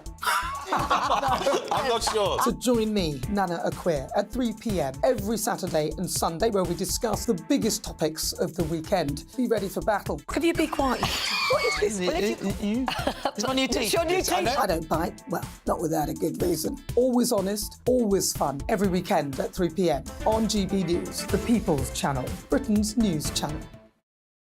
So Jubes and Kerr, we tackle the issues of the day with real, robust debate, both sides of the fence, battling it out with me in the middle with my forthright opinions and views. And often really interesting things happen because you start with a position and then by the end of the debate you find actually, well, I might not have thought about that one. What we need in this country is 2 new political parties. You should maybe think about doing a 2024 calendar.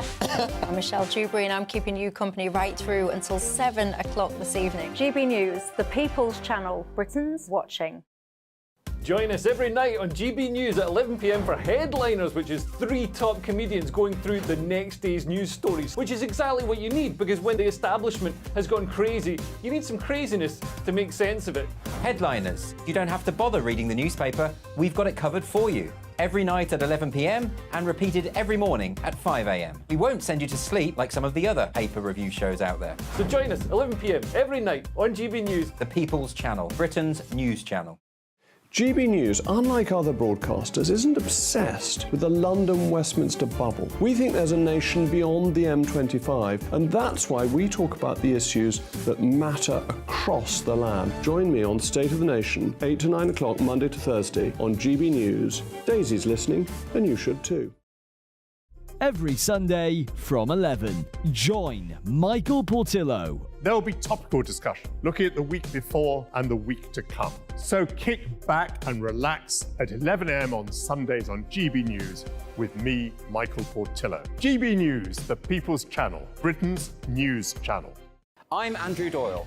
Join me at 7 o'clock every Sunday night for Free Speech Nation, the show where I tackle the week's biggest stories in politics and current affairs with the help of my 2 comedian panellists and a variety of special guests. Free Speech Nation, Sunday nights from 7 on GB News, the People's Channel, Britain's news channel.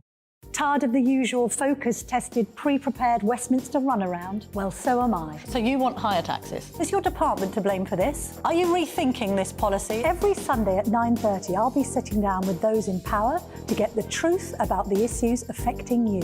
Let's be honest, we've known about the cost pressures of this project for years, not months. That's the Camilla Tominey Show, a politics show with personality. On GB News, the People's Channel, Britain's news channel.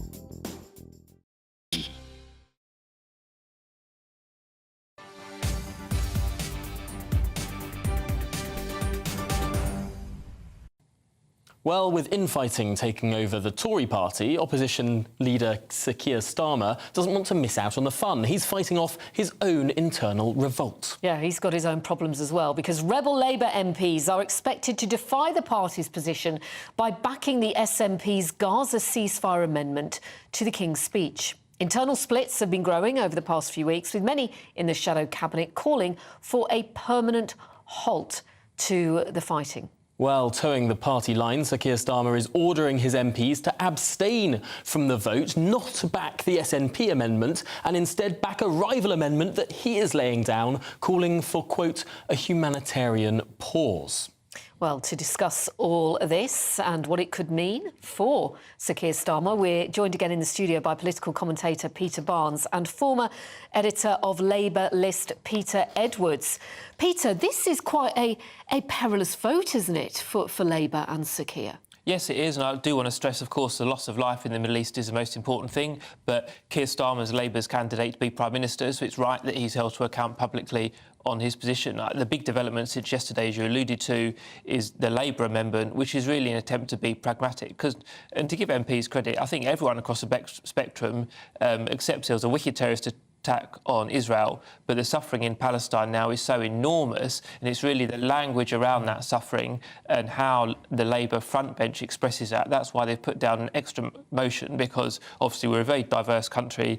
You've got several Labour MPs, quite a high number, either through their own ideological view of the world or because they've been lobbied by their constituents or according to their conscience. They do feel that the scale of the deaths, and it is enormous, 11,000, has not been treated with sufficient severity by the UK Labour Party. Keir Starmer, to be fair, is an incredibly difficult position. It is a difficult position, but it does show some pretty stark divisions within the Labour Party. We're hearing today that perhaps 50-plus Labour MPs will defy Sir Keir Starmer's leadership and back this SNP amendment. And there's been one report circulating online that suggests 12 shadow ministers, perhaps more than a dozen shadow ministers, shadow frontbench Labour spokespeople, would back this SNP amendment. Surely that would mean Sir Keir Starmer tonight may have to sack 12 of his frontbenchers. Well, he won't want to do that, and I suspect those numbers will come down. But he's also clear, because, again, we're dealing with matters of conscience and high principle, but Keir Starmer's also clear that if things turn his way, he could be Prime Minister in 12 months or fewer, and you can't go into a general election, even on such grave matters of conscience, not having a clear line that's adhered to between the party leadership and the parliamentary party. Otherwise, if you're fortunate enough to be in government, you struggle to get any bills through. It's pretty hard for Sir Keir Starmer to throw barbs at Rishi Sunak, saying you don't have control over your own MPs, your cabinet is writing articles in the Times without your say-so, when potentially 12 plus of his own MPs aren't taking his line, or 12 of his own shadow ministers aren't taking his own line. Let me give you a couple of quick thoughts now. So first of all, we've had this period of tumult under Jeremy Corbyn over the last years. This is not a left-right split in the Labour Party. This, to me, are Labour comrades all trying to act it according to their conscience on an incredibly difficult issue that we've all wrestled with, watched, and many of us prayed over. So I can understand that. But the other point, thinking about the voters rather than parliamentary parties, voters respect strength, and several people have made the comparison with Tony Blair in very different conflicts. His foreign intervention, particularly Iraq, he had enormous rebellions from his backbench, but the public understood that he was doing what he thought was right. And of course, a great chunk of the public protested, but Tony Blair did still win a majority after invading Iraq, and I won't reopen that whole debate now, but there is a sense that the public respects strength, even if they don't actually agree with the policy. Although he only won 35% of the vote in 2005, lost a lot of seats to the Lib Dems, Tories won a majority of the vote in England, or a plurality of the vote in England. But we're UK, GB News, isn't it? It's a whole GB. Right. Peter Barnes, did Rishi Sunak have a point, though, when he said to Sir Keir Starmer, look, you once supported Jeremy Corbyn, and Jeremy Corbyn, we know repeatedly, has refused to label Hamas a terrorist organisation? This has been a kind of standard line that the Tories have trotted out for quite some time now, saying about how pretty much the entire Labour Party backed Jeremy Corbyn not once but twice to be Prime Minister, and the security threat that he poses. And I believe that it's a very legitimate criticism. I don't think it's landing if I'm being brutally honest, not just in Parliament, but also with the general public. I've seen many people say, oh, the Tories just trot out Jeremy Corbyn whenever it suits them. But I do think there is a really serious problem that Keir Starmer has, and that's the question of anti-Semitism. And this lingering spectre that keeps surrounding the Labour Party at the moment no matter how many times he keeps saying it's a new party. He said it twice in PMQs. We're a new party. We're a new party. If you have to keep saying that, some people continue to believe that you're not a new party. And I think his fear on this vote is it's going to reignite that conversation about, is the Labour Party really changed? Has the Labour Party really moved on past that problem? Well, Rishi Sunak, new party says Labour. Rishi Sunak says he's all about change, and he's just employed the former Prime Minister David Cameron. Yes, so that's also the big problem, isn't it? There's a lot of words going around, and we're going to see how this falls out. But yeah, this vote today is going to be very interesting for Keir Starmer, and it will be fascinating to see just how sharp that number of potential firings actually comes down, and what's actually being offered in return to those front benches. It's interesting because 12 plus front benches, 50 plus backbench or MPs in total. That's more than a quarter of the Parliamentary Labour Party. That's a shocking lack of discipline. That's MPs who are arguably taking Jeremy Corbyn's line on this conflict rather than Sir Keir Starmer's. That's codswallop. Don't treat it as Jeremy Corbyn's line. Jeremy Corbyn is backing a ceasefire, as these Labour MPs are suggesting to do. Let's try and take party politics out. It's nothing. People should act according to their conscience. We can agree with that. It's right. And Tory MPs act according to their conscience.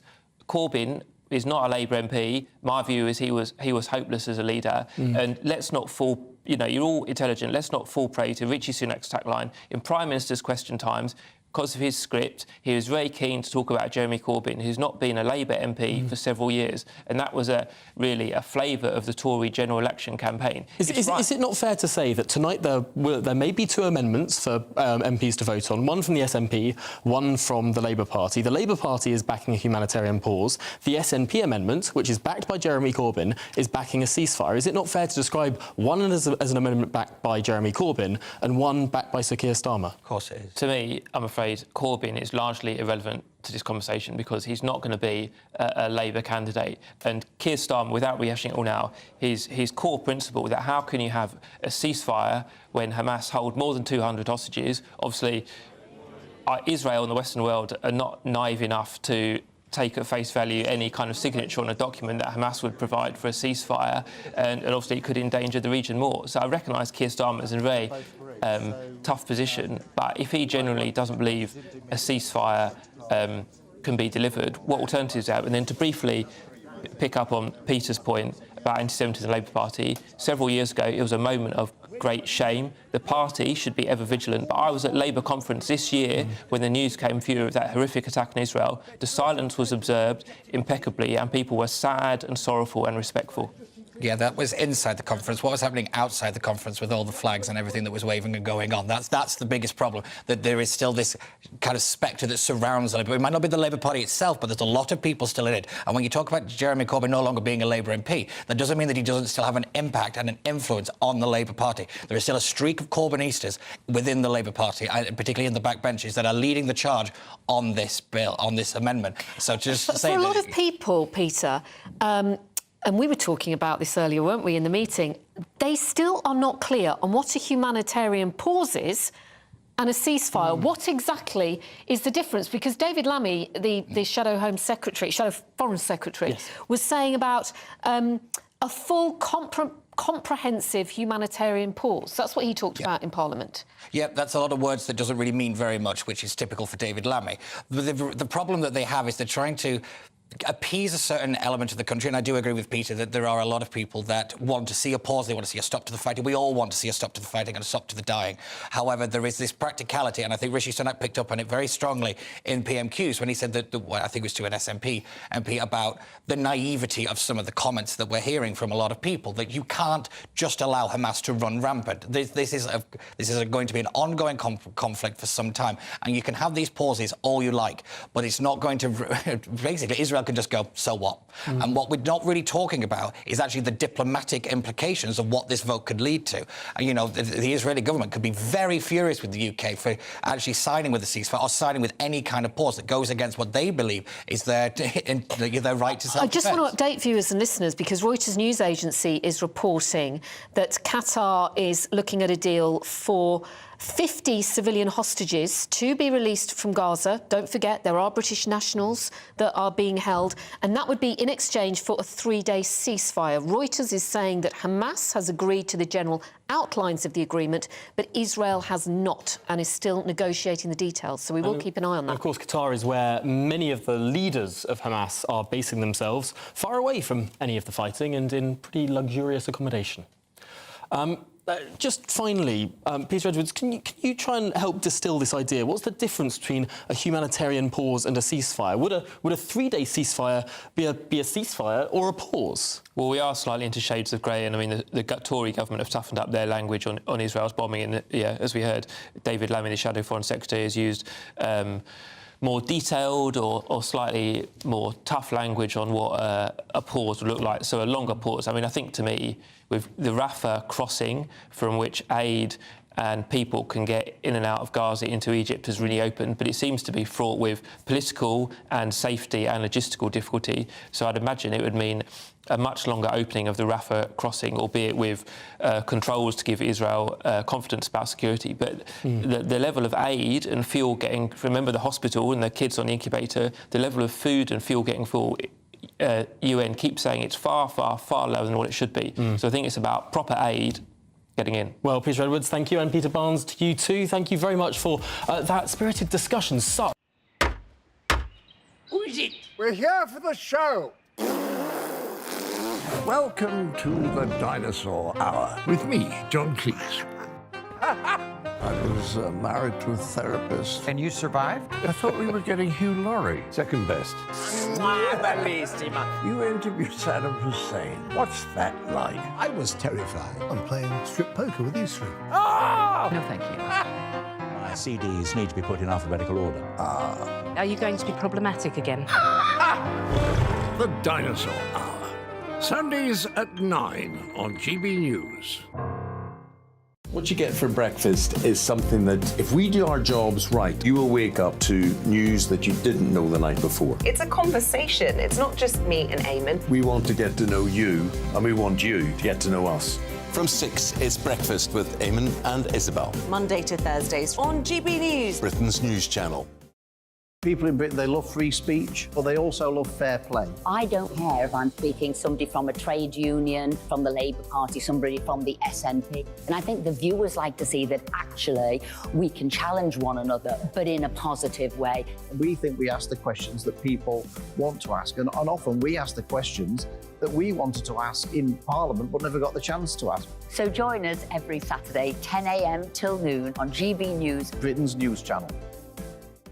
So Jubes and Kerr, we tackle the issues of the day with real robust debate, both sides of the fence, battling it out with me in the middle with my forthright opinions and views. And often really interesting things happen because you start with a position and then by the end of the debate you find actually, well, I might not have thought about that one. What we need in this country is 2 new political parties. You should maybe think about doing a 2024 calendar. I'm Michelle Dewberry and I'm keeping you company right through until 7 o'clock this evening. GB News, the People's Channel, Britain's watching.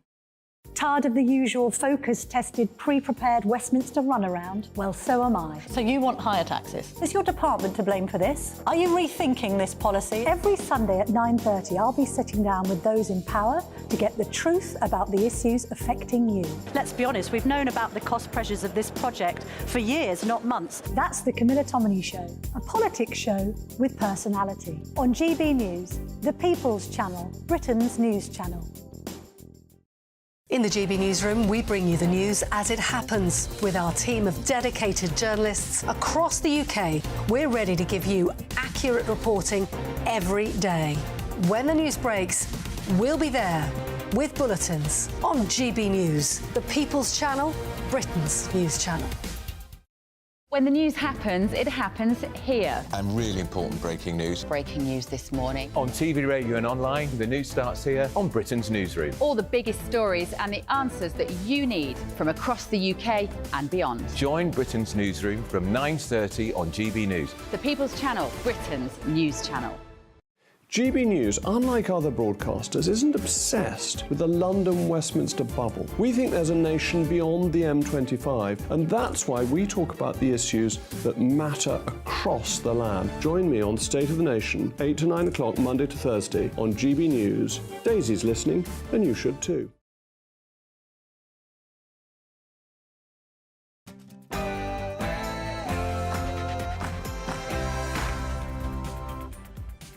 Good afternoon. You are with GB News Live with Pip Thompson and Tom Harwood. Coming up this Wednesday lunchtime.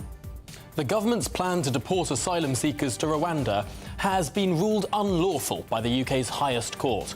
We'll have all the latest reaction as the Prime Minister says he'll continue to do what it takes to stop the boats.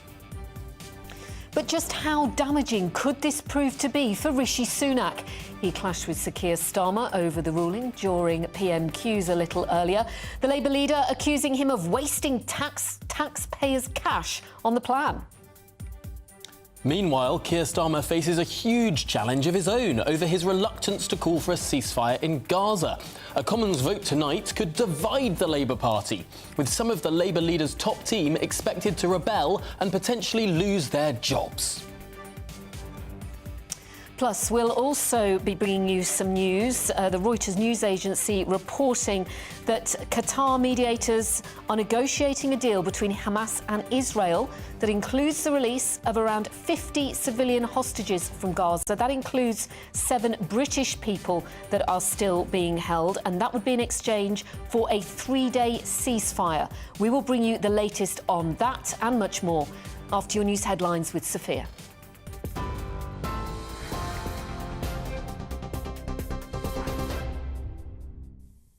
Good afternoon, it's 1 minute past 2. I'm Sophia Wensler in the GB newsroom. The Prime Minister says he's prepared to change the law to stop small boat crossings after the Supreme Court ruled against his Rwanda policy.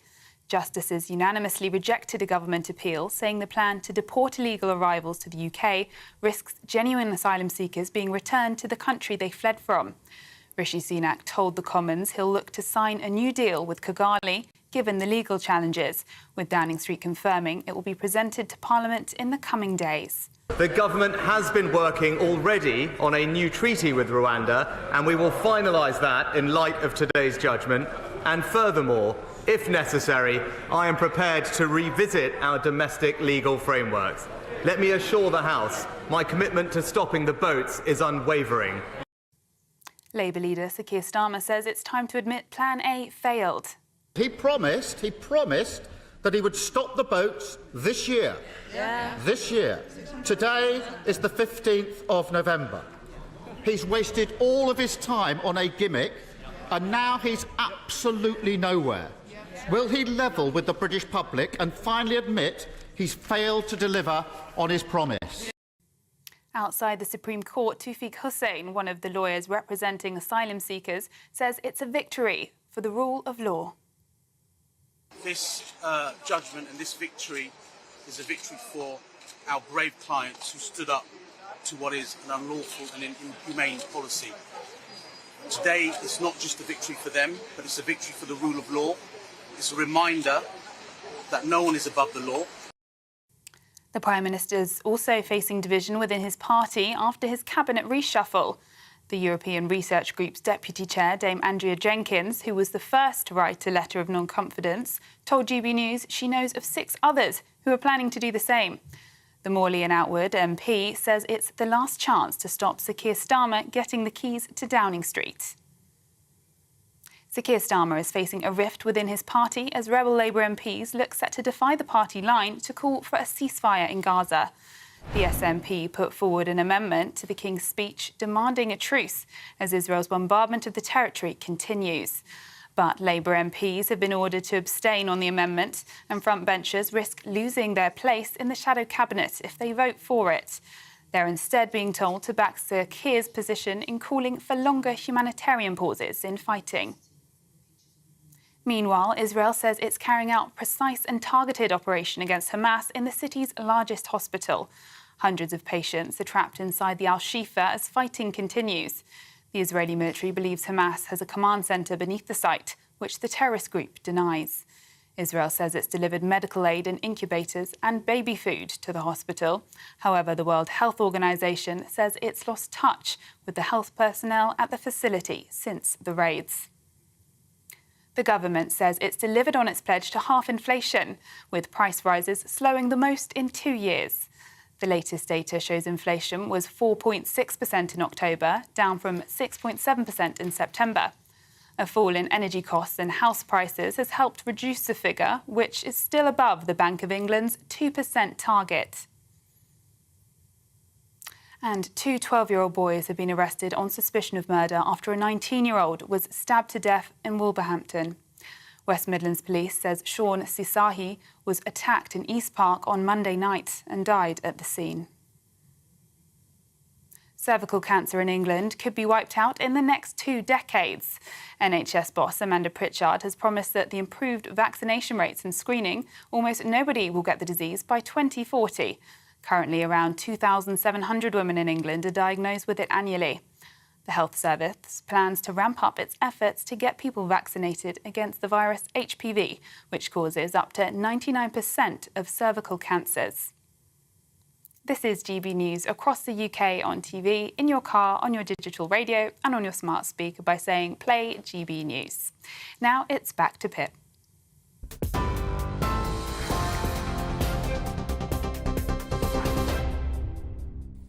Thanks very much, Sophia. Prime Minister Rishi Sunak and Home Secretary James Cleverly have insisted that they remain committed to stopping the boats. That is despite the Supreme Court earlier ruling that the government's plan to deport asylum seekers to Rwanda is unlawful. The plan was designed to deter illegal immigration into the UK by processing migrants in the East African country who would have been able to apply for asylum there or return back home. However, the Prime Minister will now have to go back to the drawing board and think of a new plan for putting an end to illegal boat crossings, which he made one of his 5 key priorities. We can speak to GB News political editor Christopher Hope, who's in Westminster and has been dissecting all this for us all day. So, Christopher, it sounds like the government is still very committed to the Rwanda plan, despite it being deemed unlawful by the Supreme Court. How does that work? That's right. The PM is doubling down on their commitment to Rwanda, not least over the £100 million the UK has spent there trying to make it appropriate to receive illegal arriving migrants from this country. Just an hour ago, Number 10 had been briefing that, in fact, this new treaty, a new treaty with Rwanda, will be laid in Parliament in the coming days, so flights can commence as soon as possible. And obviously the text of that document is absolutely vital. They think they can allay the fears expressed in this legal decision today by the Supreme Court in that document. So basically changing the law to allow this policy to happen. Now, take your view on that. Will it go up to the European judges in Strasbourg? Will they then go through the same rigmarole of stopping flights taking off when a plane's on the tarmac? Will we go through all this again on a kind of Groundhog Day doom loop all next year? Well, certainly Mr Sunak hopes not.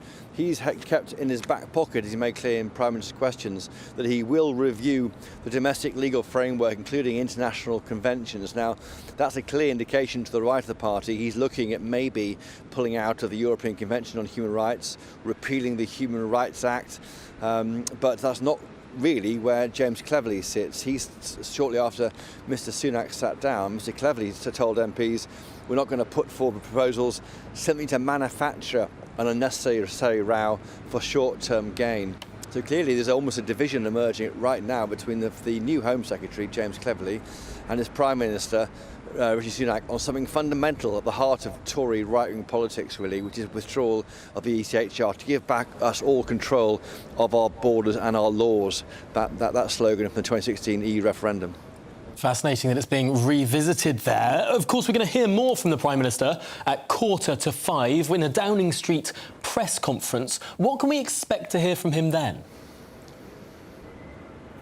Well, he'll look to reassure that's a chance to look down the barrel of a camera rather than at Sir Keir Starmer and try and convince voters at home, viewers of GB News watching that live, why he can deliver on this promise to stop the boats. He made that promise, Tom, didn't he, back in January. this means he can't stop the boats. That idea has gone. The waiting list won't be cut, the NHS, other measures. There's good news today on inflation. He'll probably want to stress that. I have dealt with the biggest, he would call it a tax on people's wage packets, which is inflation. Although it's not really a tax, but he calls it a tax. But he'll try and use that moment to look down the barrel of the camera to our viewers and try and convince them that, trust me, I can sort out this small boat's mess. Now, the numbers of arrivals have slowed by a third. Because of a deal with Albania, where some of the criminal gangs from Albania were bringing these individuals over on the boats there across the channel. But he needs to go much further than that, and stop the boats means stop the boats. And of course, he didn't say it'd be by this year, but it will be at some point soon. So it's on him really to convince our viewers, voters, that he's got what it takes. But on the sidelines, Tory MPs are very cross. Dame Andrea Jenkyns put a letter in this week of no confidence. She tells us 6 more MPs feel the same way. That number's growing and growing in Sir Graham Brady's in tray. If that reaches more than 50 or so Tory MPs, it might trigger a protest vote of no confidence. I don't think it'll unseat Mr Sunak, but it'll be a big wake-up call for his administration and Number 10 Downing Street. This new treaty with Rwanda, Chris, it could be ready within a week or so. Progress could be rapid. Well, so they say, within days. It will then be pored over by lawyers, and that will then go through Parliament. MPs will pass it, and then we might have a battle between whether a sovereign law passed by Parliament can be challenged in European courts, and then we get this old conflict of do we have control of our borders and our laws after the Brexit referendum in 2016? We're meant to have done, aren't we? We're told we were going to have that by Boris Johnson, the architect of that. Now he's left the government, no. But Mr Sunak did support Brexit. So it's a real challenge for him to make sure he can deliver on that. But to be fair to if you can be fair to the Tory government on this one, what they are trying to do here is more than Labour. And the Tory party has put out an advert at this lunchtime on social media of the Keir Starmer opening the door to more migrants coming here. And the view is, and they'll use this at the election, that at least they're trying to do something different rather than just not do enough, as they would say Labour are planning to. Labour's plan is to work more closely with law enforcement on the continent and do more bilateral deals, which really is what the Tory government's trying to do. So I think they are trying to do more, and they have got. It's not an easy place, I think, for Keir Starmer to argue against the Tories on. And some suggestions that a Labour government deal with the EU would involve sharing EU migrants with the United Kingdom, potentially more asylum seekers coming to the UK via that route. We know that's what happened under the Dublin arrangements when we were members of the EU.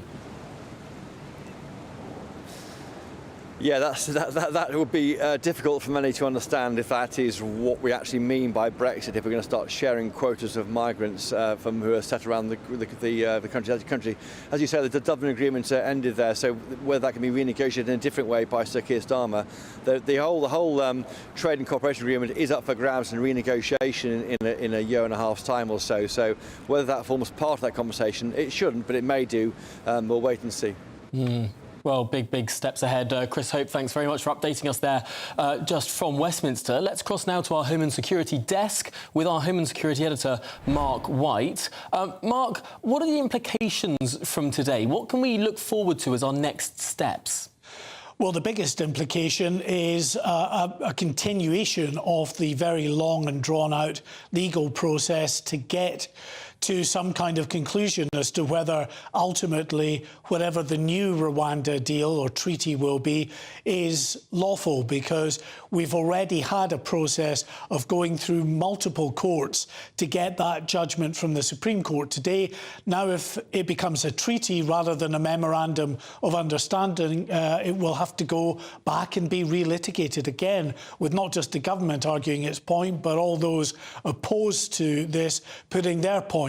And if it wins, it will go up and be re-appealed, no doubt, by whichever side loses in a particular court, right up potentially to the Supreme Court again. So we're talking many months, potentially a year, not this side of the next election probably, before we actually get a conclusion to this very sorry saga. What is interesting, I think, as well, is the fact that we had a senior government minister, the Home Secretary, standing up in the Commons and quite clearly saying They were prepared for this. They have been working on a workaround, a solution to this for many, many months. And they are now ready to bring forward this treaty, which will set in stone how Rwanda is much more robust with its asylum processing.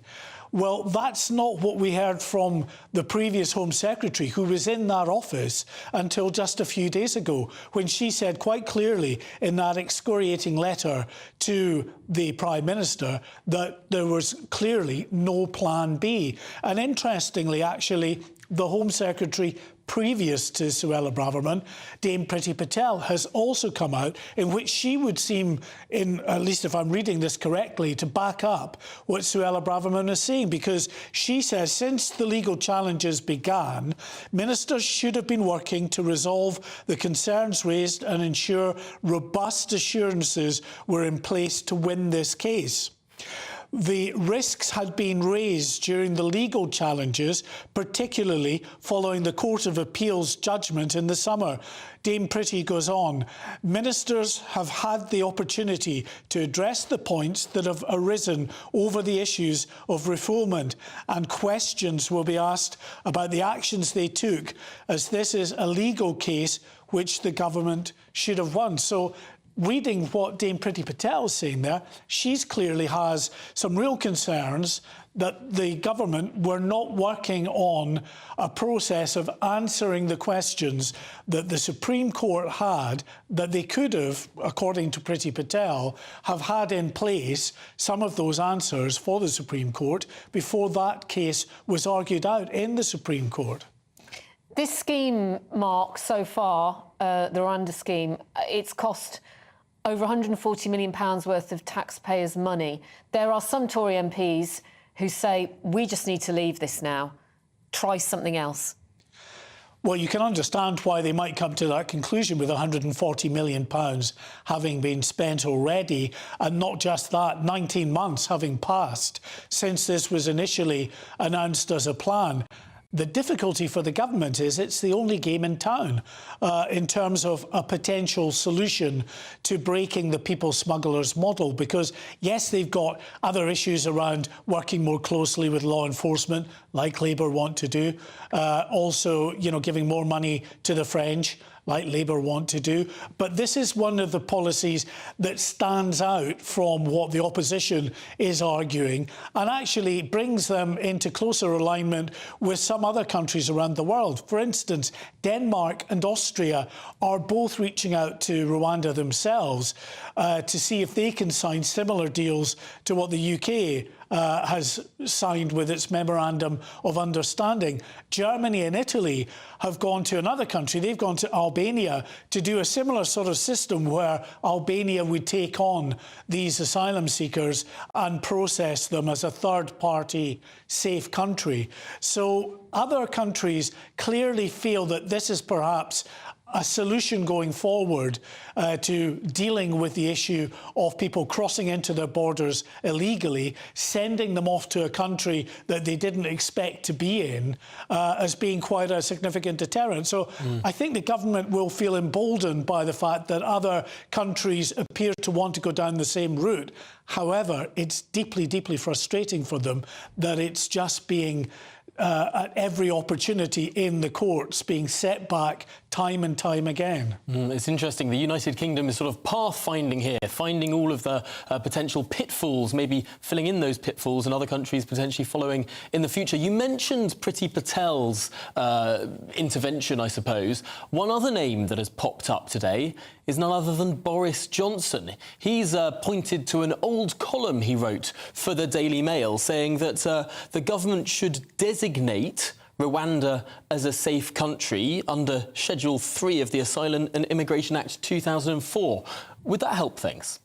Well, it might. I'm not a lawyer, so I can't really argue to the sort of merits of that, but it certainly seems quite interesting. I was at Leigh Airport in Kent with Boris Johnson in April of last year when he announced this policy. It raised more than a few eyebrows about, you know, with, of course, many people condemning what they saw as a cruel and inhumane policy of effectively pushing off asylum seekers onto a third country. But since then, there have been lots of assurances given by Rwanda. I was across in March of this year with Suella Braverman in Rwanda to see for myself the kind of accommodation and other amenities that were being put aside for asylum seekers. And I think in terms of what asylum seekers were being offered in the way of accommodation and education, and the wraparound care and services, there's no doubt that was pretty impressive with what we were able to see. But the issue, I think, for the courts was not in those wraparound services, but actually in the fundamentals of processing the actual asylum seeker claims. And if that was to go against an asylum seeker, then they might find themselves back in the country that they fled from in the first place and facing quite unsafe situations. That's the one they still need to address, and it seems a tricky ask thus far, but let's see if the treaty will work. And it's certainly worth giving some thought to what Boris Johnson has mentioned. I've never heard that mentioned before, but it does seem interesting. Certainly, potentially that binding treaty forbidding any, what was the word, refoulement going on. That's the word of the day, I suppose. But Mark White, we'll be back with you a little bit later on. Thanks for joining us. Coming up, Tory turmoil being matched by Labour turbulence. Labour frontbenchers could disregard Keir Starmer's wishes and vote for an SNP motion promoting a Gaza ceasefire this evening rather than an extra humanitarian pause as requested by their leader. Could a number of Labour frontbenchers lose their jobs tonight? And all this comes as we hear that UN trucks will bring fuel into the Gaza Strip today. That is coming from an Israeli military spokesman. That would be for the first time since October the 7th. Of course, we've heard many times that hospitals are grinding to a halt, premature babies are being taken off incubators because of a lack of fuel. That fuel could be going in today, according to the Israeli military. We'll bring you the latest on that. Stay with us here on GB News Live.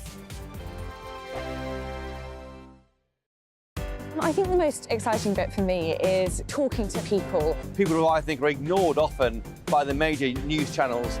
We're going to give news they want to hear. There's a voice there that needs to be heard. I think there's a chance here for a diversity of opinion to be expressed, which you don't find elsewhere. It's really exciting. We don't hold back. We're free to say how decisions that are taken here affect us all around the country. Only on GB News, the People's Channel, Britain's news channel. There's only three people you can trust in life: your doctor, your lawyer, and your nana. I'm not sure. So join me, Nana Akweer, at 3 p.m. every Saturday and Sunday, where we discuss the biggest topics of the weekend. Be ready for battle. Could you be quiet? What is this? It's my new It's your new teeth. I don't bite. Well, not without a good reason. Always honest, always fun. Every weekend at 3 p.m. on GB News, the People's Channel, Britain's news channel. So Jubes and Co, we tackle the issues of the day with real robust debate, both sides of the fence, battling it out with me in the middle with my forthright opinions and views. And often really interesting things happen because you start with a position and then by the end of the debate you find actually, well, I might not have thought about that one. What we need in this country is two new political parties. You should maybe think about doing a 2024 calendar. I'm Michelle Dewberry and I'm keeping you company right through until 7 o'clock this evening. GB News, the People's Channel, Britain's watching. Join us every night on GB News at 11 p.m. for Headliners, which is 3 top comedians going through the next day's news stories, which is exactly what you need, because when the establishment has gone crazy, you need some craziness to make sense of it. Headliners. You don't have to bother reading the newspaper. We've got it covered for you. Every night at 11 p.m. and repeated every morning at 5 a.m. We won't send you to sleep like some of the other paper review shows out there. So join us 11 p.m. every night on GB News. The People's Channel, Britain's news channel. GB News, unlike other broadcasters, isn't obsessed with the London-Westminster bubble. We think there's a nation beyond the M25, and that's why we talk about the issues that matter across the land. Join me on State of the Nation, 8 to 9 o'clock, Monday to Thursday, on GB News. Daisy's listening, and you should too. every Sunday from 11. Join Michael Portillo. There will be topical discussion, looking at the week before and the week to come. So kick back and relax at 11 a.m. on Sundays on GB News with me, Michael Portillo. GB News, the People's Channel, Britain's news channel. I'm Andrew Doyle. Join me at 7 o'clock every Sunday night for Free Speech Nation, the show where I tackle the week's biggest stories in politics and current affairs with the help of my 2 comedian panellists and a variety of special guests. Free Speech Nation, Sunday nights from 7 on GB News, the People's Channel, Britain's news channel. Tired of the usual focus-tested, pre-prepared Westminster runaround? Well, so am I. So you want higher taxes? Is your department to blame for this? Are you rethinking this policy? Every Sunday at 9:30, I'll be sitting down with those in power to get the truth about the issues affecting you. Let's be honest, we've known about the cost pressures of this project for years, not months. That's the Camilla Tominey Show, a politics show with personality. On GB News, the People's Channel, Britain's news channel.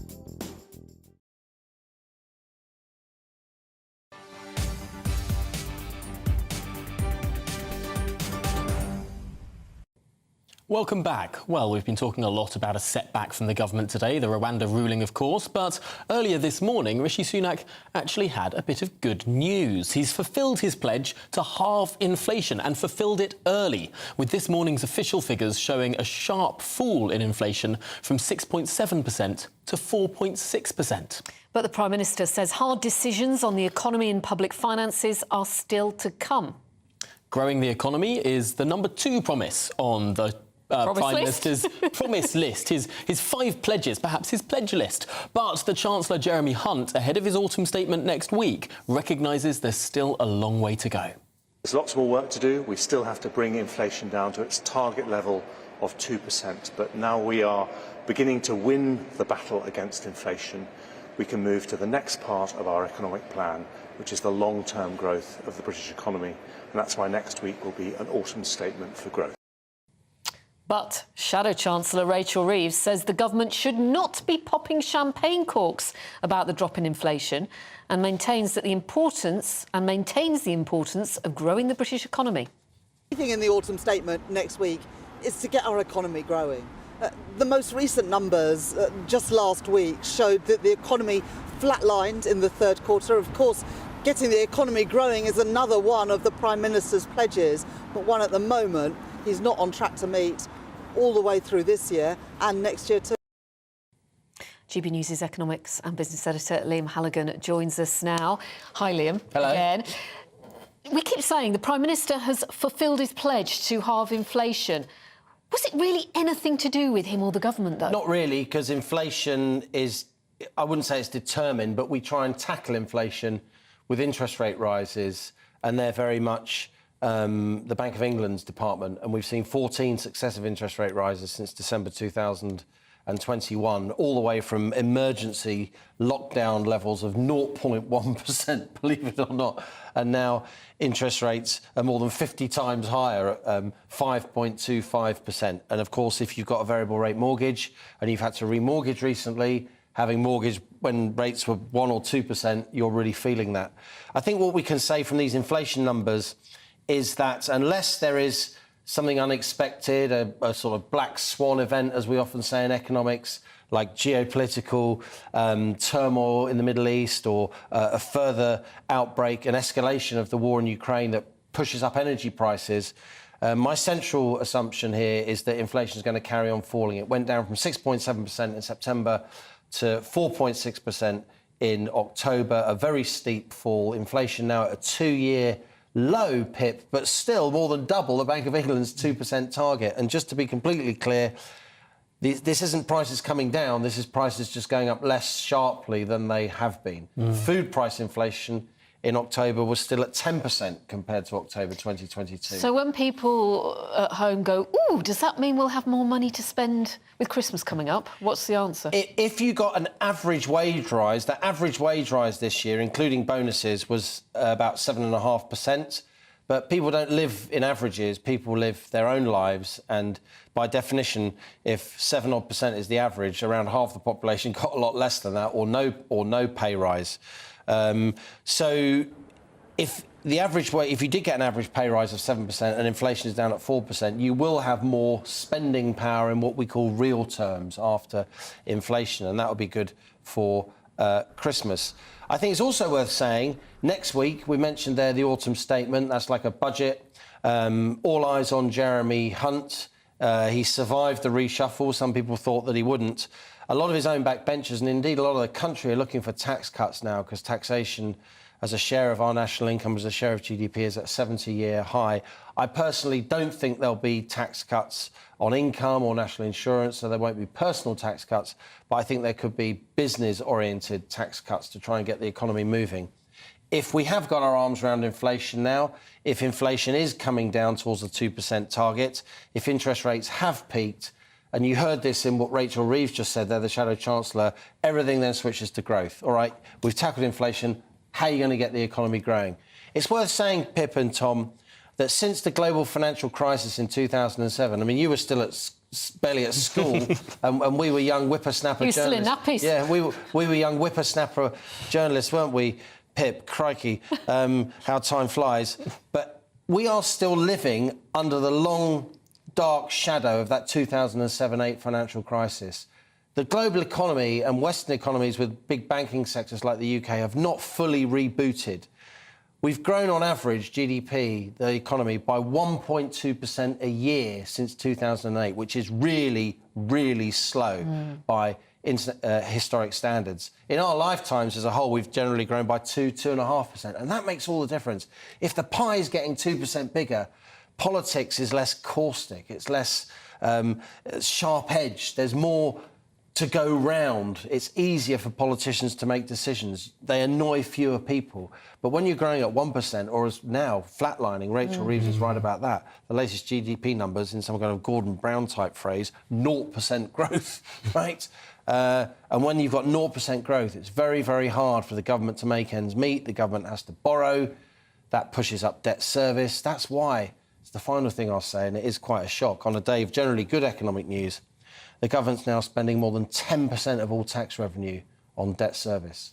Quite incredible. Is this why, to some extent, Rishi Sunak can say, look, I made some decisions that led to this? There has been so many campaigners who've been saying, give this group a pay rise, give this group a pay rise, cut taxes here, increase spending there. If the Chancellor had given doctors their 30% pay rise, if 35% pay rise, if some of these wage demands had been met, might this number today not have been achieved? Absolutely, because they'd have been injecting more demand into the economy at a time when the supply side, the productive ability of the economy is still labouring under lockdown, by the way, and that would have generated inflation. So I think that was probably the right decision. Having said that, you know, do higher wage claims drive inflation, or is it the other way round? Economists have never really worked that out. The fact that there's inflation means people want higher wages, or the fact that people demand higher wages leads to inflation. I actually think it's more that the fact that there's high inflation means people demand higher wages. I think it was different in the 70s, Tom, when you had half the British workforce was unionised and there was lots of collective bargaining. It's only around a quarter now. So the trade unions are a lot less powerful. But look, let's celebrate without champagne corks, but this is a decent number, 4.6%, certainly lower than I thought. I said to you, Pip, it might start with a 4, but it will probably start with a 5. So I was wrong about that. Inflation is lower than we thought it would be. It's still more than twice the target. But having said that, unless there is some big geopolitical outbreak of renewed escalation of tension and violence, then I do think inflation now is going to come down, and I do think we're through these interest rate rises. No champagne corks. An orange juice? Not my style. Cup of Bucks coffee. Fizz? Cup of coffee. Thanks, Liam. Cheryl Baker. Maybe an Irish coffee. Well, still to come. How a Commons vote on a Gaza ceasefire is threatening to divide the Labour Party and potentially force Sir Keir Starmer to sack more than a dozen of his own frontbench ministers. But first, let's have a look at your news headlines with Sophia.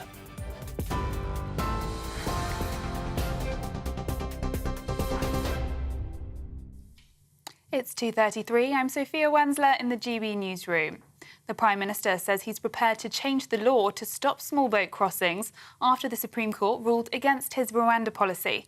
Justices unanimously rejected a government appeal, saying the plan to deport illegal arrivals to the UK risks genuine asylum seekers being returned to the country they fled from. Rishi Sunak told the Commons he'll look to sign a new deal with Kigali, given the legal challenges, with Downing Street confirming it will be presented to Parliament in the coming days. The government has been working already on a new treaty with Rwanda, and we will finalise that in light of today's judgment. And furthermore, if necessary, I am prepared to revisit our domestic legal frameworks. Let me assure the House, my commitment to stopping the boats is unwavering. The Prime Minister is also facing division within his party after his cabinet reshuffle. The European Research Group's Deputy Chair, Andrea Jenkins, who was the first to write a letter of no confidence, told GB News she knows of 6 others who are planning to do the same. The Morley and Outwood MP says it's the last chance to stop Sir Keir Starmer getting the keys to Downing Street. The government says it's delivered on its pledge to halve inflation, with price rises slowing the most in 2 years. The latest data shows inflation was 4.6% in October, down from 6.7% in September. A fall in energy costs and house prices has helped reduce the figure, which is still above the Bank of England's 2% target. And you can get more on all those stories by visiting our website at gbnews.com.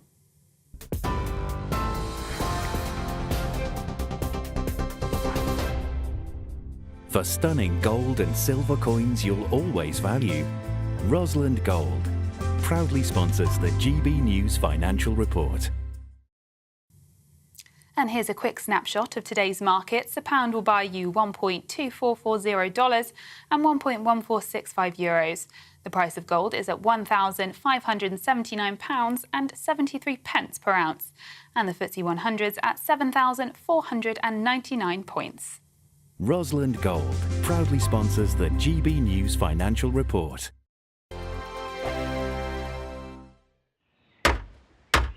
Who is it? We're here for the show.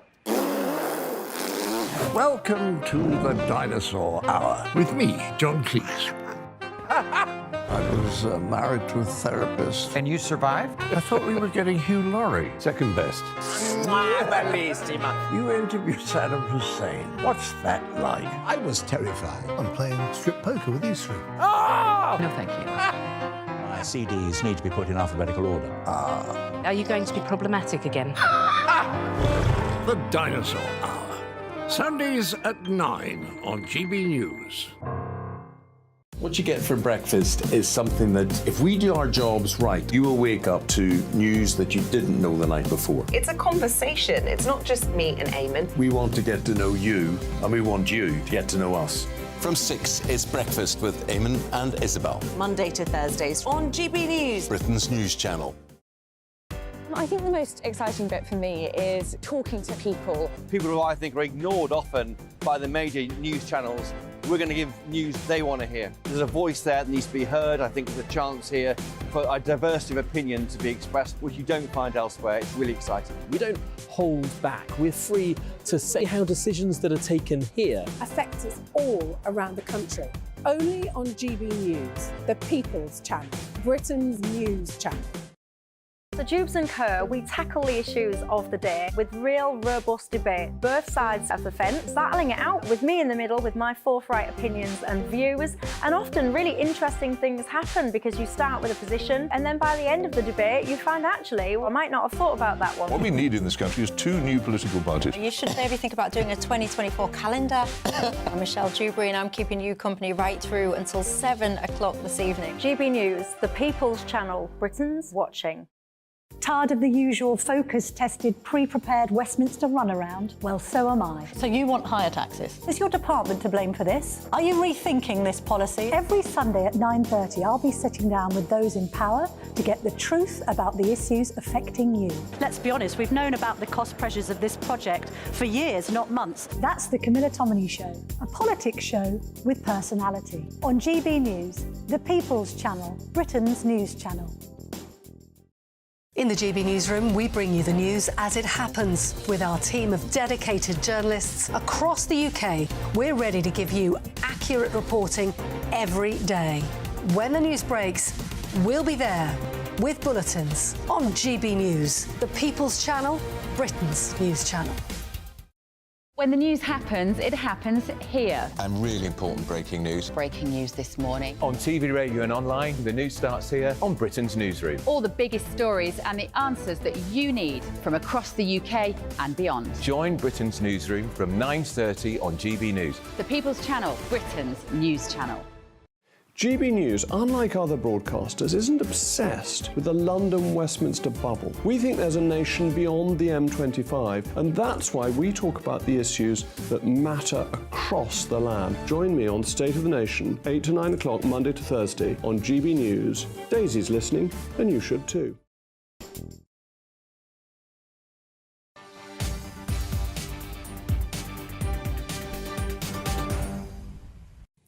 Welcome back to GB News Live. Now, many of you, viewers and listeners, will have heard and seen about those shocking pictures coming out of Gaza's main hospital, the Al-Shifa hospital. We saw images of premature babies in that hospital who'd been taken out of their incubators because of a lack of fuel. Well, we can show you some images now of premature babies being transferred to another area in Al-Shifa with available electricity. I'm not sure whether that's another area or another location that has electricity. A warning, these pictures do show distressing images.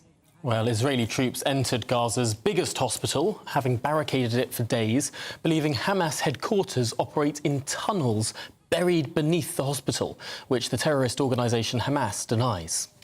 Thousands of people have been trapped inside without power to operate basic medical equipment, while Gaza officials who we should say are linked to Hamas, so we cannot verify these reports, but they say many patients, including 3 newborn babies, have died in recent days as a result. But the pictures you are looking at now is of premature babies at Al-Shifa hospital being moved to another location where there is electricity. And talking of electricity, Israeli military in the last few minutes have said that fuel will be allowed into Gaza and taken into UN facilities. That has come from an Israeli military spokesman. We will bring you latest on that. Well, let's get more reaction now to the Supreme Court's decision to deem the Rwanda plan unlawful. Speaking to former trade envoy under David Cameron, Lord Jonathan Marland. Lord Marland, thank you so much for joining us. It's a fascinating day today. It started off with good news for the Prime Minister on inflation, but by midday, my goodness me, what a turnaround for the books. Is there any way the Prime Minister can dig himself out of this one?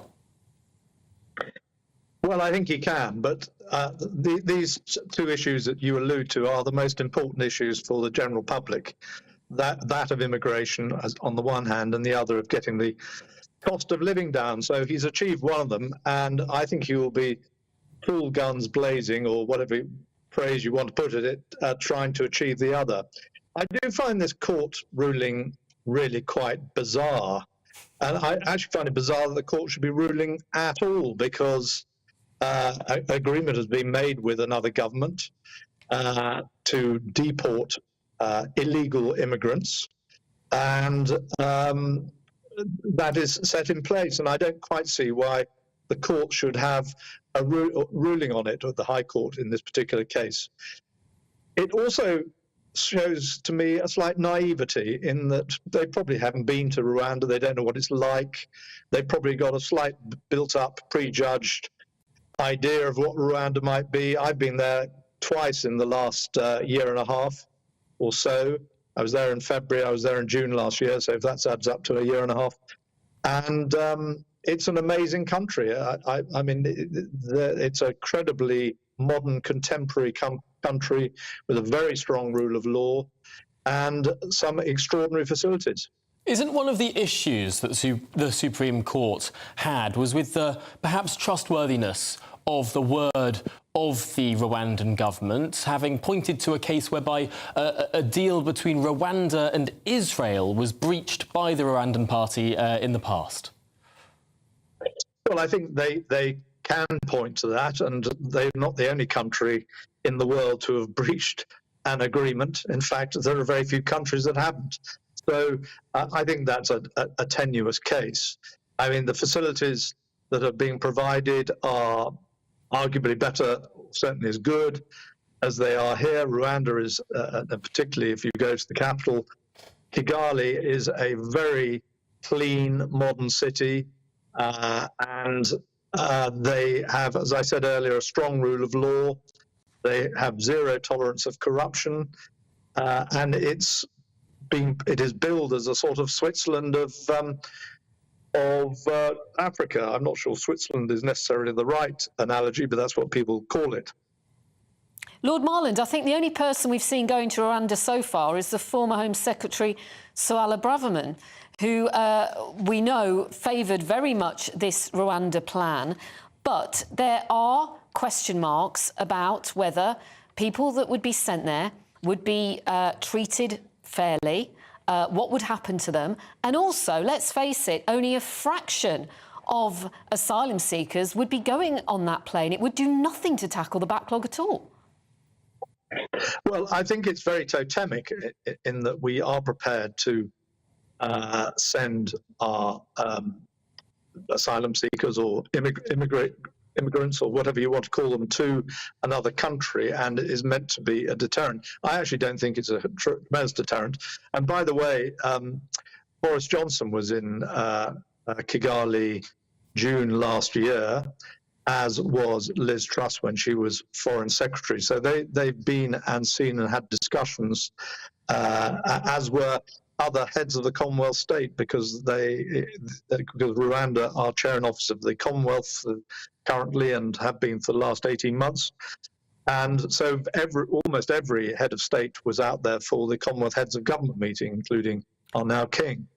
Just briefly, Lord Marland, what's your reaction to seeing your former boss, David Cameron, back as Foreign Secretary? Well, I'm delighted in one way. I'm rather cross in another, because it means we can't play tennis together anymore. And do other things. I'm delighted. I think he's a class act. He has a lot of experience. He's a brilliant salesman, by the way. And, I've seen that firsthand when we were in government together and when I was his trade envoy. He's got a huge amount of contacts around the world, and he's very highly respected around the world. And I think the problem with our dear Foreign Office is that they've lost their mojo. They're not the authority they were around the world. They've been doing too much finger wagging and holier than thou stuff, which has offended quite a lot of countries, and indeed the European Union are guilty as well, and countries have complained about that. And I think hopefully they will now find their mojo again. They will understand that they have no right to go around lecturing and finger wagging and have to build relationships in a post-Brexit Britain. And I think David Cameron is really well placed to do that. The man to bring mojo back to the FCDO. Well, hopefully you'll still get to fit in a game of tennis with him, or he'll fit you in, rather. Well, I hope so. His tennis has improved, as you can imagine, since he was Prime Minister, because he's had a bit of time on his hands. Very good for health leaving office, I think. Well, Lord Marland, thank you so much for joining us this afternoon. Really appreciate your time. Thank you for having me on. Let's get the thoughts now of the Conservative MP for Stoke-on-Trent North, Jonathan Gullis. Jonathan, what's your reaction then to where we are at today with all this Rwanda plan? The government is still pursuing it, but no flights will surely leave for Rwanda this side of an election.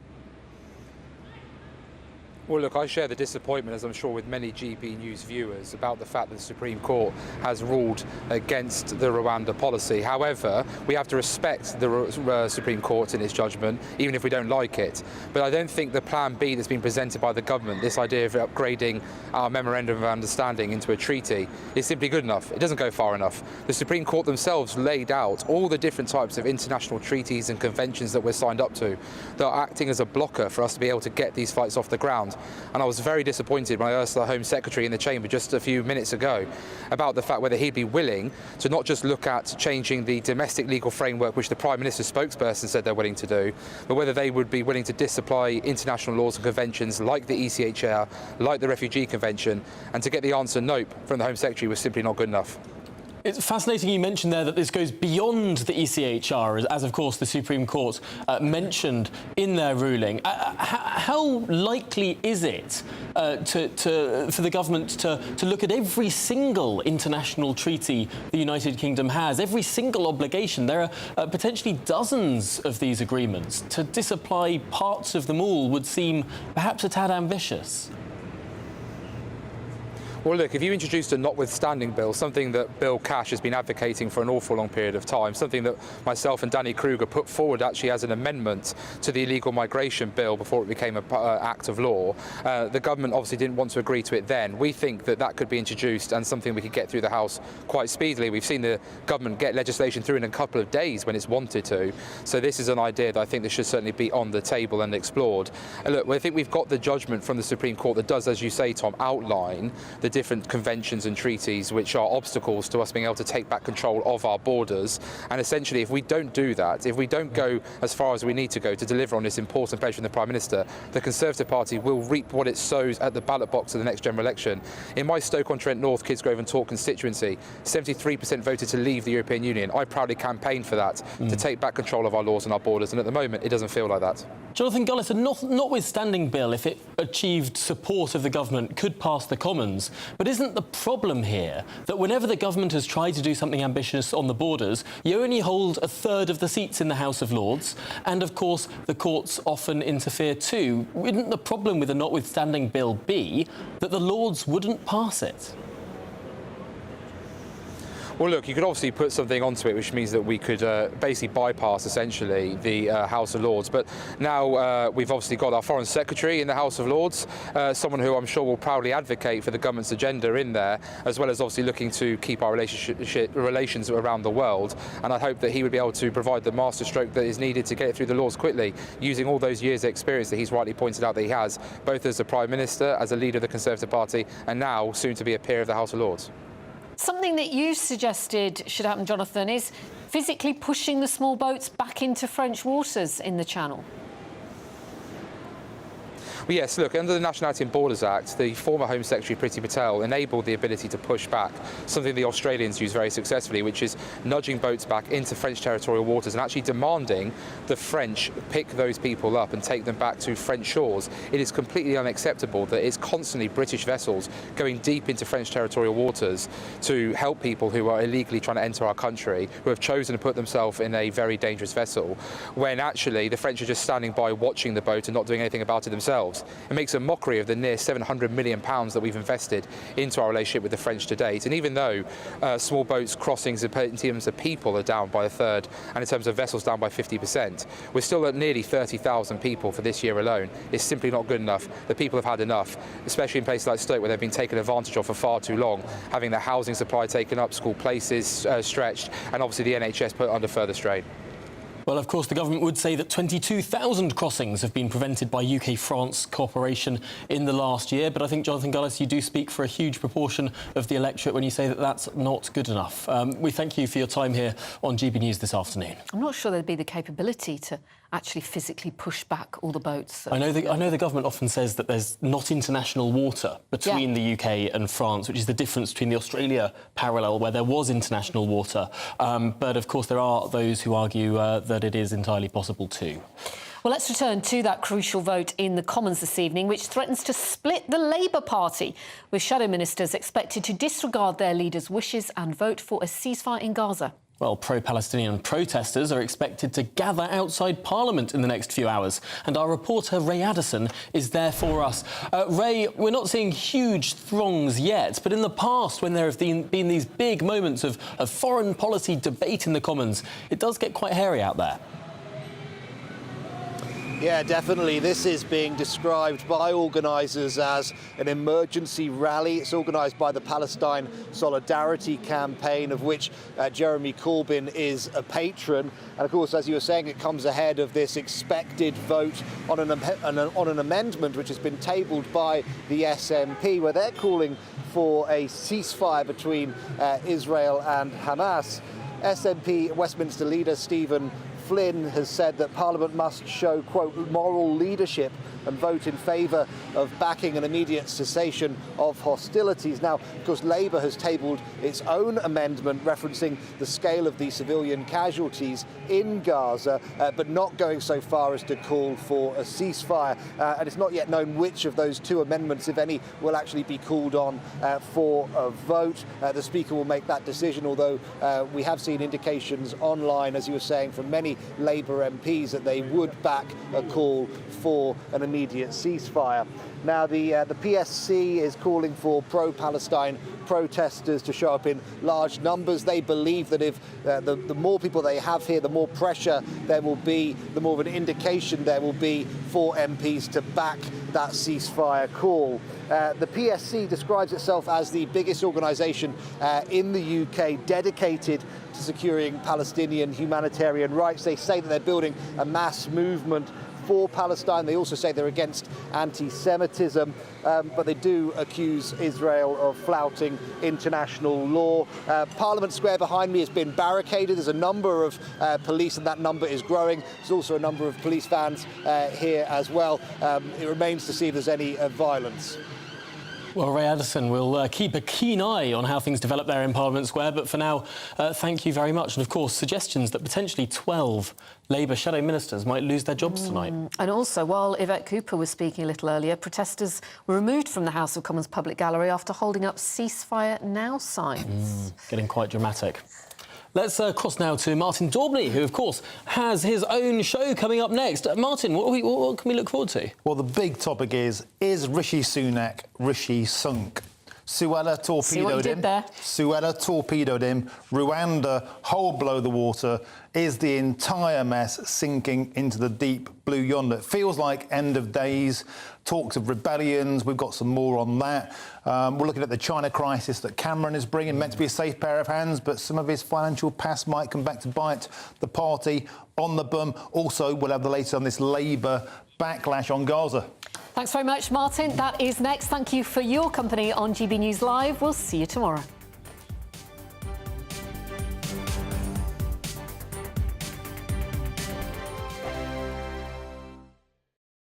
I think the most exciting bit for me is talking to people. People who I think are ignored often by the major news channels. We're going to give news they want to hear. There's a voice there that needs to be heard. I think there's a chance here for a diversity of opinion to be expressed, which you don't find elsewhere. It's really exciting. We don't hold back. We're free to say how decisions that are taken here affect us all around the country. Only on GB News, the People's Channel, Britain's news channel. There's only 3 people you can trust in life: your doctor, your lawyer, and your nana. I'm not sure. So join me, Nana Aquia, at 3 p.m. every Saturday and Sunday, where we discuss the biggest topics of the weekend. Be ready for battle. Could you be quiet? What is this? It's my new teeth. It's your new teeth. I don't bite. Well, not without a good reason. Always honest, always fun. Every weekend at 3 p.m. on GB News, the People's Channel, Britain's news channel. So Jubes and Kerr, we tackle the issues of the day with real, robust debate, both sides of the fence, battling it out with me in the middle with my forthright opinions and views. And often really interesting things happen because you start with a position and then by the end of the debate you find actually, well, I might not have thought about that one. What we need in this country is 2 new political parties. You should maybe think about doing a 2024 calendar. I'm Michelle Dewberry and I'm keeping you company right through until 7 o'clock this evening. GB News, the People's Channel, Britain's watching. Join us every night on GB News at 11 p.m. for Headliners, which is 3 top comedians going through the next day's news stories, which is exactly what you need, because when the establishment has gone crazy, you need some craziness to make sense of it. Headliners. You don't have to bother reading the newspaper. We've got it covered for you. every night at 11 p.m. and repeated every morning at 5 a.m. We won't send you to sleep like some of the other paper review shows out there. So join us 11 p.m. every night on GB News. The People's Channel, Britain's news channel. GB News, unlike other broadcasters, isn't obsessed with the London-Westminster bubble. We think there's a nation beyond the M25, and that's why we talk about the issues that matter across the land. Join me on State of the Nation, 8 to 9 o'clock, Monday to Thursday, on GB News. Daisy's listening, and you should too.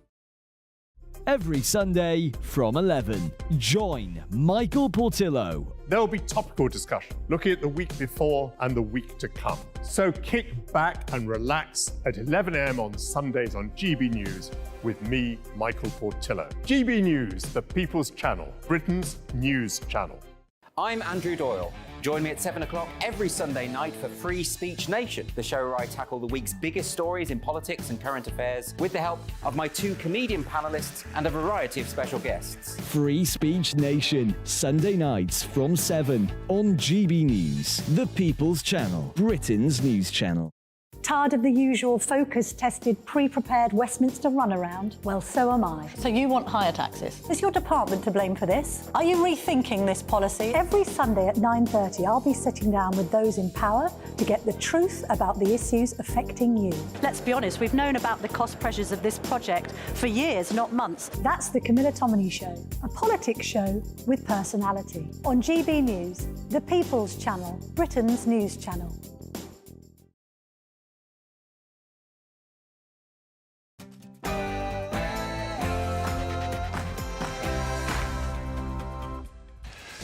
Welcome to GB News. It's 3 p.m. I'm Martin Dorman. We've got a cracking show ahead of us today, including top story, Rwanda plan unlawful, Rishi having another nightmare on another day. Suella torpedoed him yesterday. Now, will Rishi Sunak become Rishi Sunk? Next story, Sunak, we've delivered on inflation, which goes down to 4.6%, but don't get too excited. Everything's getting expensive, just a bit slower than before, and food inflation is still rocketing, so don't get the champagne in just yet. Next, Cameron's China crisis. He was meant to be a safe pair of hands, but today, China's communist-controlled state newspaper has been the first bit of good press he's got. They welcomed his appointment, but will his financial past come back to haunt the Conservative Party? And finally, Thomas Cashman, the killer who murdered Olivia Pratt-Korbel, is in the Court of Appeal. Will he get a success? We'll be there latest with all the live news. That's coming up in the next hour.